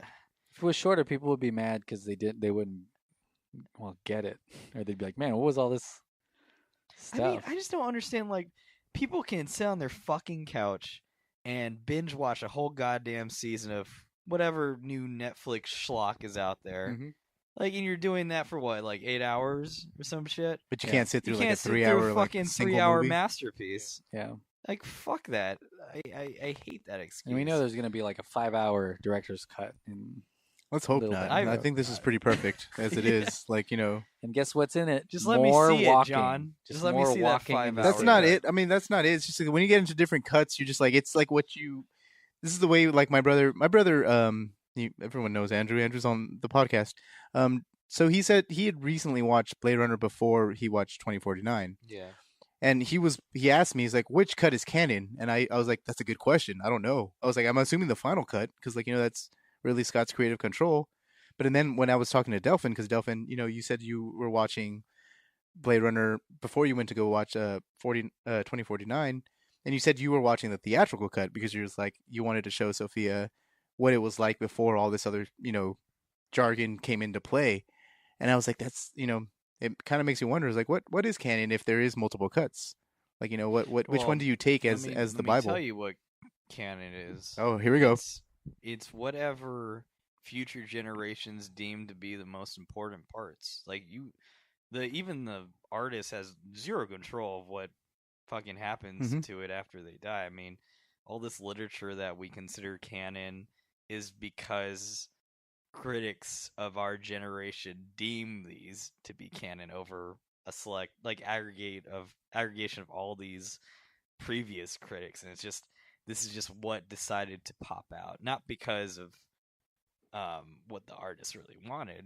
It's just the way that ended up happening. I think director's cuts were very different early on because it would be a bigger fight with a studio. Like a studio would a strong studio system actually edited your movie down and took out and censored it most of the time. And so directors would make a cut that just had like the bad words or something, and then you're like, wow, that was crazy, that's what he actually wanted. This is a different experience. But now I don't think the edits are for censorship more than it is just for, I don't know, like either selling stuff or attention length or attention span. So it's a very different thing, I think, because I mean, literally director's cuts would just be because they saw boobs, or the director wanted to show boobs, and so the studio was like, no, don't show boobs. That was it. That was the only cut. Unless you're Harvey Weinstein. Oh, goddamn. yeah. I get He that. shows you boobs. I was just saying, I would rather there not be more cuts of. I mean, if there is like a DVD ultimate edition, I mean, that's cool and everything. I just don't. No, I understand. Yeah, I was like, I just don't want it going down the route of the original Blade Runner where there's like 7 cuts. Yeah, it's a little frustrating, I would say. Yeah, or a little weird because it's just Denis Villeneuve got everything that he wanted to. Yeah, his approach to filming is like, when you're done, you're done. Yeah, that's actually pretty. Yeah, that's really cool. Ultimate BVS edition of Sicario or something, Sure, it is. It is what it is. Yeah, so like and that's pretty cool too. Like and it's also a different time era than like what the original was in. Like Scott wasn't very apparently at the time wasn't very powerful enough to like pull his weight around on that version. So yeah, exactly. Make a different Which is weird because he did Alien. So. Yeah. That is really weird. But then maybe the studio thought because like, oh, you have Harrison Ford in a movie, like Yeah, he's in Star Wars. Yeah, exactly. Yeah, exactly. And so I mean, like from what I realize, no matter what age, whether it be the 30s, 50s, 80s in Hollywood, it's always this constant battle between the artist and the studio. Because movies is the most expensive. You gotta make money, baby. Yeah. That's true. Make like, that money that's back. very valid. Like that's a valid point. And it's crazy because this movie probably is gonna get really close to not breaking even, which is really funny and ironic considering like the original. It just made 150s now. Yeah. So what do you guys think of a sequel? Would you watch, or should they just stop right now? Blade Runner 20. Let's add 2062. Yeah, 2062. Yeah, I mean, like I said before, it's just kind of like if it's good. If some filmmaker comes along and they have a proven track record. J.J. Abrams. I'm kidding. Fuck J.J. Abrams. Oh my God! Don't even get me started on that guy. Triggered. J.J. Abrams saved Star Trek and Star Wars. That's debatable. From only making hundreds of millions. That saved is never mind. What you're telling me a guy who makes up mysteries and never completes them somehow has to make the last of the last movie in the series of the trilogy. Imagine that. Like that would be God, that's almost a Blade Runner concept in itself. Like that's fucking crazy. At Paramount, they have so much writing on J.J. Abrams. They've invested all this money because they haven't had a hit in a really long time. Yeah, that's right. And they have J.J. Abrams as a retainer, and they have nothing else. They have almost nothing else in the pit, like in the line. And so literally at shareholders meetings, they're like, hey, we have JJ. And then he's like, you know what? I'm going to make another Star Wars. See you guys. And Paramount's like, what the? Because they don't even care. You asshole. Disney's like, they sold him for like what, $10 million? Yeah, Disney's like, we'll give you the $10 million as contract. And Paramount's like, well, it wasn't about the money. We just wanted something good. Needed money here from other stuff anyways. But yeah, so a sequel. I would I didn't even think we would get a sequel to the original movie. So like I'm in the same boat as Adam. Like if they make it good, I feel like in this case, since it's not really doing well box office wise, we'll probably wait another 35 years for another sequel. Yeah, seriously. But even like if we have to wait that long and it's like again as good as the second one, then I'm all for it. Like like why not do that? Like why not have a Blade Runner every 35 years and reflect like Remind the ourselves landscape. just how pointless life is. Yeah, exactly. Watch another Like Blade that's Runner. basically what I got Here's watching another out this Blade movie. Runner No, I'm just playing. You know how beautiful. Let's talk about the ending of life this is. movie. What do you think happens? Do you think Oh my god, Ryan I'm so Gosling glad. dies? I think I thought that was Or a given. what? That's just my take. I don't know. What do you think? That is my favorite sequence in the entire movie is the ending. Yeah. Ooh, okay, cool. Because Agent K or Joe, he's succumbing to his wounds and Mm-hmm. you have he the lies original down. score. He has the Vangelis score, Yeah, like and playing over it. That's so beautiful, and just like him, he finally gets Harrison Ford to his daughter, and he lies down the staircase, and you see like the snowflakes like fall onto Ryan Gosling, and then it cuts to his Harrison Ford's daughter who has a genetic disorder, so she can't be exposed to the outside environment, so she's trapped in that little glass box. She's a She's bubble. told. And then she's a bubble girl. True, yeah. And then you see her like she's dancing in the snow. In the snow that's like it's fake, like fake snow, and you're like, "Fuck! Yeah. What is that? What does that mean? Like she's technically like she was born, but she is not enjoying real snow as Ryan Gosling's character, who's a replicant, is experiencing. Yeah. It's just like, fuck, what does it mean to be human here? It's also the same. His hand when he puts his hand out and the snow touches is the exact same shot as when his that hologram girl when she goes out and she feels the rain for the first time. It's the exact same. Oh, he finally took off his gloves to do that. Yeah, too. to touch stuff. No, that like fucked me up though. It's like, what is it? Because she's human, half human, I guess. But she's like just experiencing fake snow. And it's even like you add a different layer to it. You add another layer to it when you think the fact that like she has his memories, like he's the cover up to her, like to her story. So it's just like it's insane. Like Does she actually have a genetic disorder? Do you think, or is that what she was just told so she can be? It would make sense if she was if she's a miracle baby, like half human, half replicant. Like, so I'm pretty sure you'd be kind of fucked up. Yeah, But I would say like it's not made up. It makes sense that she's trapped in there. Yeah, that's crazy. So like Harrison Ford just like said hi and then just like, all right, I'm to leave after that. Just like bust her out. Remember touching? He can't touch her. He can't. Yeah. Behind the glass wall. No touching. Yeah. I don't know. That scene was like perfect. Like it's just like I think for me that the kicker was the Vangelis score over it, because it's the track "Tears in Rain" from the original Blade Runner. It's basically the song that's going on when Rutger Hauer dies, and they play that over the Ryan Gosling's death, and it's just man. When I first saw that, I teared up. Yeah, it's on par with the original. Exactly. And also bookends it. So like if there wasn't any sequel after this, like that's a perfect ending. Yeah, totally cool. Because you actually don't actually hear the movie theme, the theme from Blade Runner, the entire flick, and you hear it then, you're just like, wow, that's pretty cool. Like it just brings it back around. And if you look really close, if you zoom in really closely, Edward James Olmos has put a unicorn. I'm just kidding. No. Another one. on the ground. On that subject of Edward James Olmos in the movie. Good cameo. He great cameo. It's a good done. cameo. I kind of wish they would have done more other than just like a small little cameo, but it was still pretty cool. He's probably just older. Old to do anything. And he really wasn't a big character in the last one. Yeah. He was a great character. He barely talked in the other. He talked more in this movie than he did Blade Runner. I think. Actually, he was always you're very probably right. Silently just there. Yeah. I love the origami thing that he makes in this one, like which is an ox or something or a bull. A bull, yeah. Think, But it's like it's super like out there. Like it's really funny. He's doing that the entire time he's talking, and I get it. That's his thing. But then like just like putting in the ox there, I was like, oh, you're still doing origami. Yeah. Cool. Cool. You can't just drop origami, John. I don't know if you know anything about that. Apparently, you can't. Yeah. Once you start, you can't stop. Anything else that you think that we missed before we go into our final? That's the score. I feel like Vangelis' score from the original movie was awesome. I love the score to this one.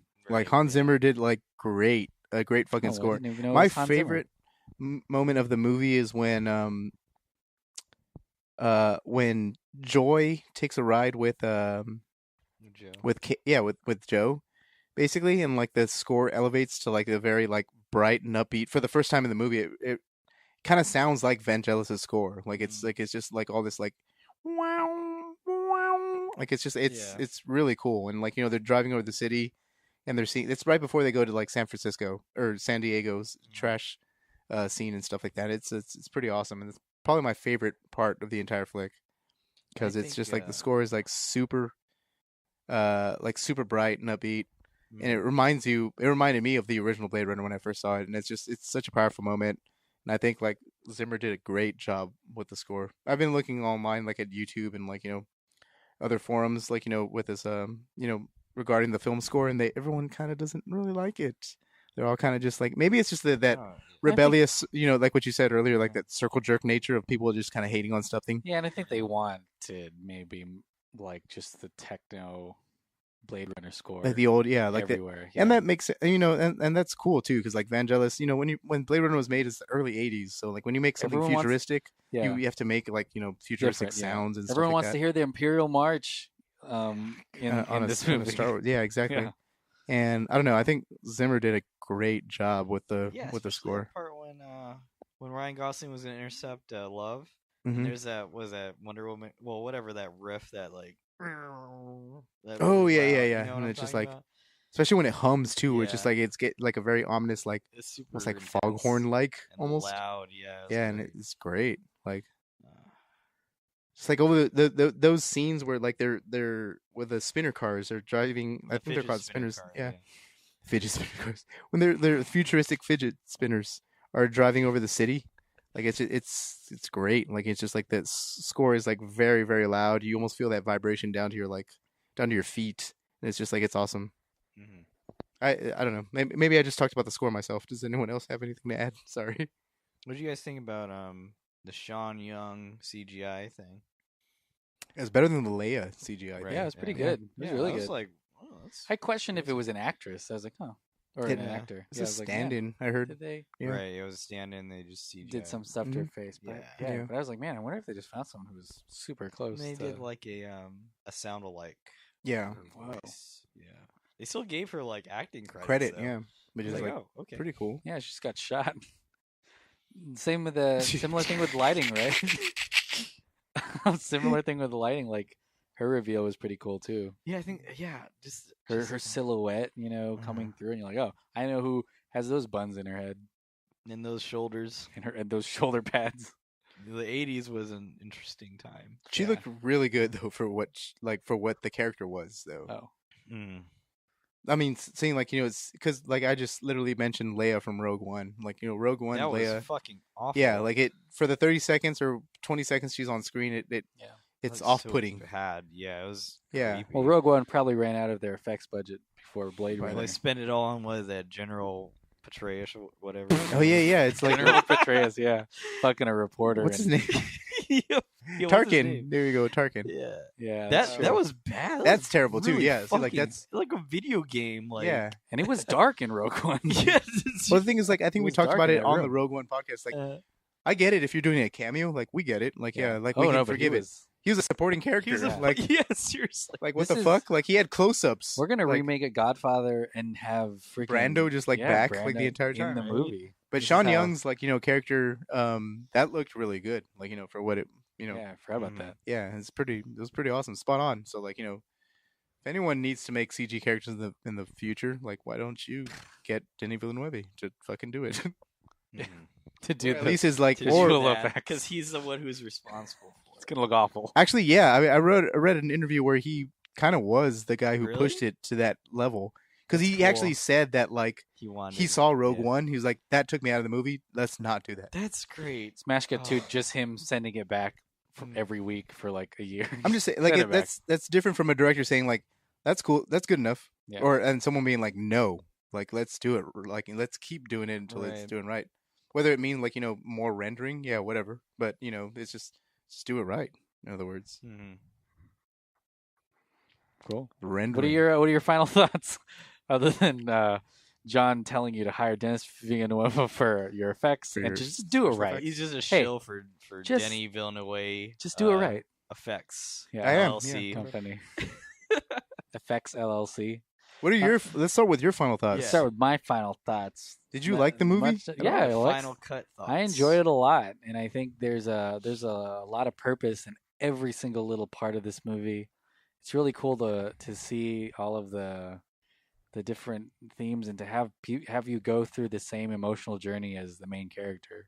Because especially if you watch a ton of movies, you always assume what's going to happen next, and it's great to be surprised and be like, oh fuck. Because I don't know about you guys, but when he thought that he was the son, I was okay with it. I was like, oh, he's the son. Cool. Like, that's the movie. And then to jerk that away from him, I was like, oh shit, why would you do that to this poor guy? So it was really effective. Obviously, it looked really good.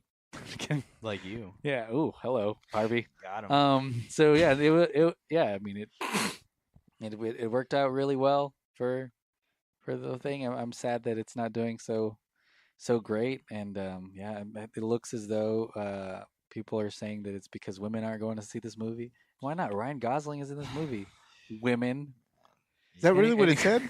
It's mainly like older men, like above 30. Yeah. It's like a very large. So everybody who watched like the original Bladerunner, I guess. Then like this is not a chick flick though. That's kind of. I mean, it's not. No. It's not, but like it's such a like. Why wouldn't people just go and watch it? It's a good movie. Was marketed for as an action. Sure, yeah, it was. Bros. But it's also marketed as like an action movie. When you watch the trailers, like they literally just mislead you on everything. Yeah, what the fuck else is marketing supposed to do though? It's true. You know. But yeah, what are your final thoughts? I loved it. I'm actually angry that like not a lot of people are watching it because it's just like we can't get. It's almost like you can't get good shit if you don't like take a bite. This is so why it's just we like don't have nice yeah, exactly. things. Yeah, it's just like why don't you like? I don't know. It's heartbreaking. But as far as the movie goes, it's great. It's probably my favorite of the year.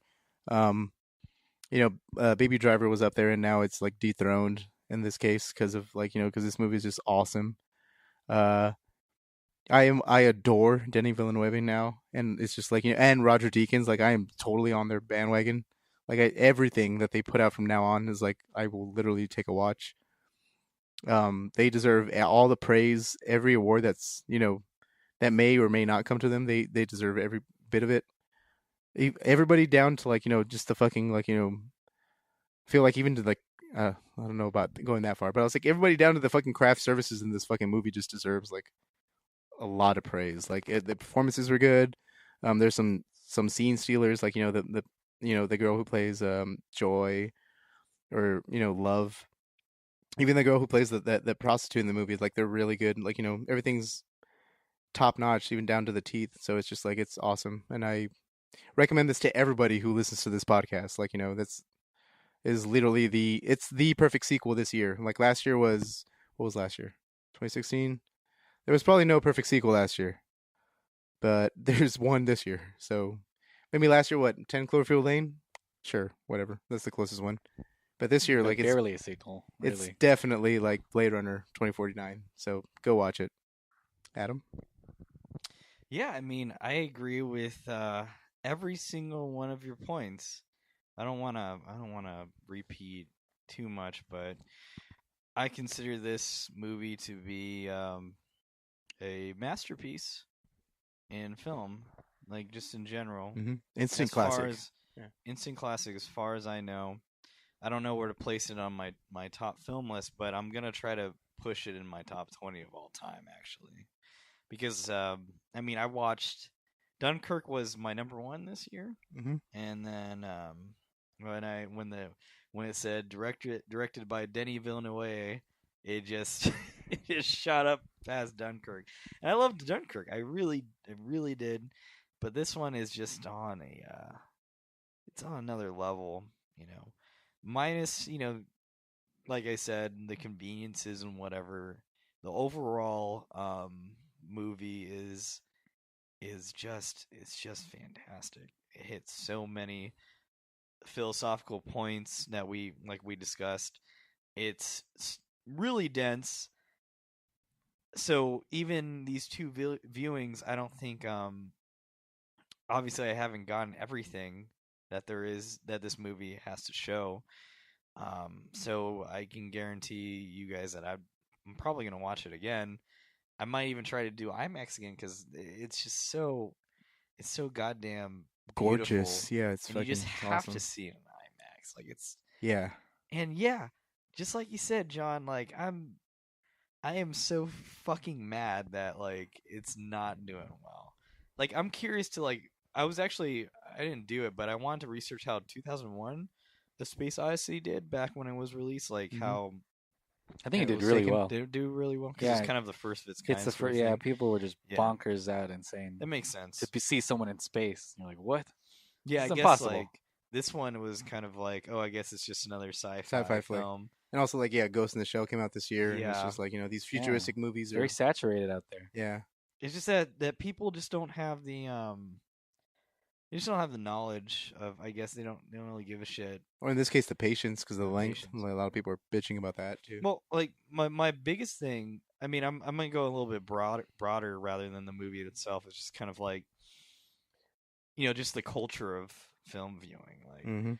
Like, I totally get where people come from when you want to go see a movie and you want to have a good time. Like I'm not like I enjoyed Furious 7. Like there are really like I'm actually a big action connoisseur. Like I love Die Hard. I love like the Killer. The you Expendables. Like Spider-Man this year? Yeah, that's pretty cool. Yeah. Like there's obviously I like to have a good time and just like blow off some steam, but sometimes you gotta just like put on your I don't know, your thinking cap once in a fucking while. Yeah.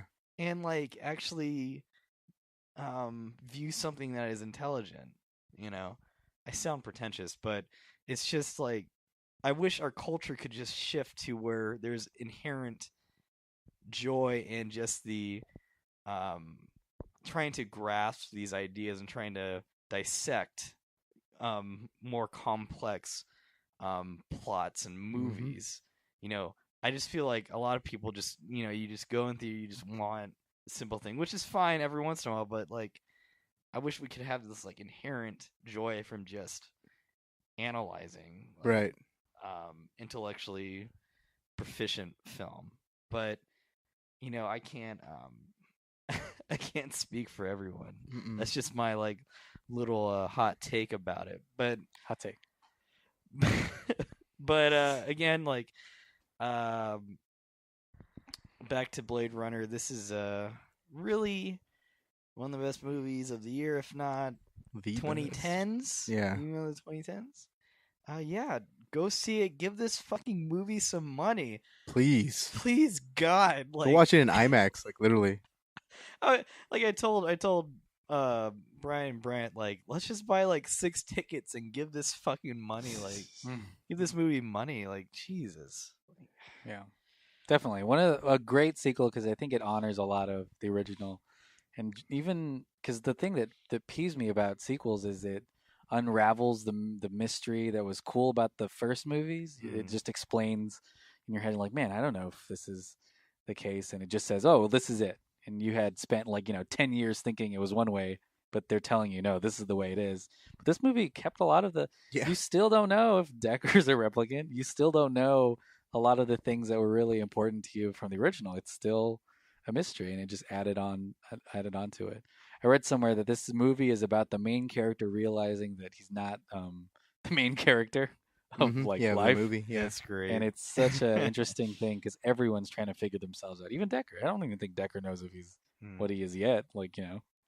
Overall, no one knows who they are. In our own subjective reality, we always perceive ourselves to be we're biased to think that we're the protagonist of our own story. So it's just so great to see this film kind of tackle that idea. Yeah, it's really awesome. You're just a part. Imagine that. But it's even though you're not what society perceives as some special thing, you can still do special things. Yeah, exactly.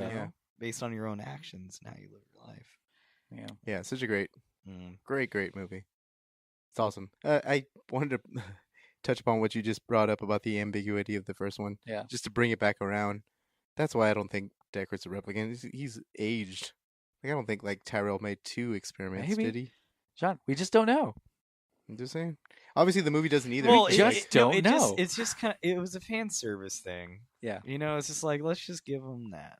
Yeah. Well, they did do that too because there's like you were designed to do that, or if you were designed. Well, it's just like okay, cool. It's just like the whole God argument. made us all. Yeah. Well, it's like the whole argument of nature versus nurture. Like, who gives a shit?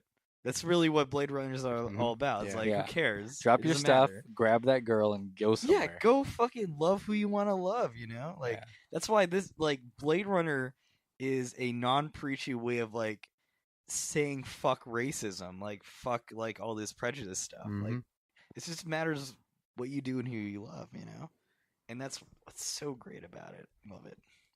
Crazy. It's pretty great. Cool. Anything you guys want to plug other than this movie? You want to go for? I was maybe I'll go ahead and plug stuff, I guess. Plug. Go watch the Cloth Short at facebook.com/ what is it? Cloth Short. Yeah, it's hard to say sometimes. Is it? I had no trouble there. And listen to all the Delphin Pod podcasts. If you guys want to listen to the back catalog of Revenge of the Sequel, this is now episode 101. So we actually have 100 episodes back in the bag. Lloyd Kaufman. Other episodes featuring Adam as well, like the Escape from LA podcast, which is really fucking fun. Ace Ventura, loads of other ones. If you like, even if you like Pitch Perfect 2, we have a fucking podcast on Pitch Perfect 2. Do we watch? Well, who we watch Hellboy with? Hellboy we did with Brent. Yeah. The other half of Director Showdown, which is like pretty cool. Number 1 downloaded podcast ever. The Hellboy 2 one? Yeah. Seriously? What the Holy fuck? shit. I think it had something to do with Guillermo del Toro. You think he That's did something weird. with it? Are you sure? Yeah. Maybe it was just Brent. Go We look. just have a lucky charm. We just got to Maybe. bring Well, him back. why isn't Director Showdown? I mean, we're doing great.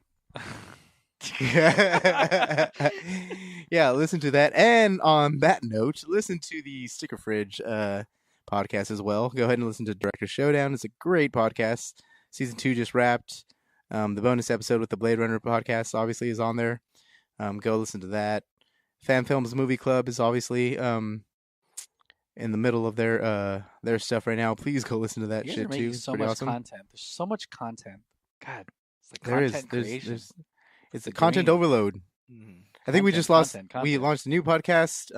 Jesus. Even I'm- more I'm- content. Blank is the killer. Blank is the killer. There you I go. saw that. Thank What you. is that about? Our buddy Josh does, Josh Baker. Yeah. Yeah, he's helped us out with the 48s. Yeah, with 48s and the Bloody Reuben. He was in the he wrote the Bloody Reuben. Yeah. Yeah, I think his podcast is that he watches movies over the month, like horror movies over the month of October, and does a bunch in one episode. Whoa. And so be sure to check Horror. it Yeah. out. Check Now's that the out, time, guys. That's pretty fun. It's a good time. Yeah. And then just keep your ear to all to Facebook and Keep your And ear to Facebook. keep your ear to Facebook and your podcast, your local John, you don't podcast even app. have a Facebook. I don't. Sorry. Yeah, I'm You making it speak up on of that things part. you don't even know of. I'm done. What Adam, do you have to anything plug? Go check out Director Showdown, starring myself and my buddy Brent, where we review movies made by 2 directors. This season, it's Rifen versus Linklater. Are you reading this off something? No, yeah, that season's all done. Although we have a secret bonus episode coming up soon. Secret Other than the Blade bonus. Runner one? Other than Blade Runner. Yeah. Oh shit! Because Exclusive. if any of you guys have been listening, we've had trouble with a certain guy named Dennis, so that has to be all wrapped up soon. Whoa. It's a story B. The B story has to be wrapped up. And yeah, check out Fan Films. Layer Cake just came out. That was the episode. Mm-hmm. That was a lot of fun. We ate a lot of candy during that one. No cake though. So and yeah, check out that other podcast, Blank is the Killer. Yeah, I just wanted to say that we do these podcasts because we have a strong like in all seriousness, like our friends are just like amazing, and I'm so glad to be able to like work with them and be able to like instead of just like drinking randomly and like going to bars, like we make fucking podcasts. Like that's cool as fuck, you know? Like actually creating things that we can all enjoy and listen to. So, Content. Yeah, content. So I'm really grateful to be able to be on here and be on all those other podcasts and make content, make film. Yeah, that's awesome, man. I'm glad to have you here. Actually, it's pretty awesome. Three time, right? Third time. Ooh, hopefully nice. A fourth, maybe 3 times. Pretty sure that it's gonna be a 4th time actually too. So yeah, I hope so. Yeah, not much about it. Listen to this podcast. Listen to The Sitting Room with Randy. That's a good pod too. And then Randy. Facebook.com/classshort. Yeah, nice. It's going to be the best 3 minutes. Sloth short. Watch our movie about a sloth. If you're in Austin, is that our second short film? That's got to be Sloth, right? Sloth short. Next one. Yeah, just about a sloth. Just about it. Like, yeah, we're gonna cast Drew. And it's still gonna be shorter than Blade Runner. If you're in Austin, October. Jeez, if you're in Austin, October 21st, Cloth will be playing at the Austin Under the Stars Film Festival and at the San Antonio Horrific Film Festival the day after, and then online. So if you don't want to actually go somewhere, get off your butt and see it on a big screen. Just sit on your couch and watch it online.com. But unless your computer is in the dining room, which means you probably have to get off your fucking couch. Yeah. And go watch it there. But pretty cool. We're shooting more stuff too. You guys are gonna help, right? Yeah, so. Absolutely. Sweet, nice. Keep There's a look at 48 hours we should talk about, by the way. But that's off podcast talk. Off pod, baby. But cool, guys. Thank you for listening. Yeah, later. Hold on. Thanks, boy. Adam, for being here. Yeah, Sorry. thank you for being here. If we do another 45 minutes, this will be the length of Blade Runner. You guys are just so much fun to talk to. Thanks, man. Film, so I really Cinema. love having you. Yeah, we don't talk about movies here. We talk about films. Oh, true Kino shit, like kinography shit. Yeah. I don't know what true Kino is. Is that like hentai? Because I watched that. No, there's this. I'm sorry we were saying this, but Kino is like this. Like, there's this movie circle jerk where they call things that are like high art like Kino. It's just Kino like this films, meme. Yeah. And it's like if you consider something Kino, it's like you're just like this pretentious fuck, like who thinks like I don't know, like Only God Forgives, like Rifen's like high Kino shit, like Operation Kino sort of thing. But you can't laugh at yourself, and yeah, you can't laugh at anything. Alrighty, guys. Well, later. We'll see y'all next time. Thanks for listening. This has been a Harvey Weinstein Company production. Produced by Harvey Weinstein. God damn it. The last thing, probably, right? Of Harvey Weinstein. He's the last thing you ever see. Yeah. Oh boy. All right.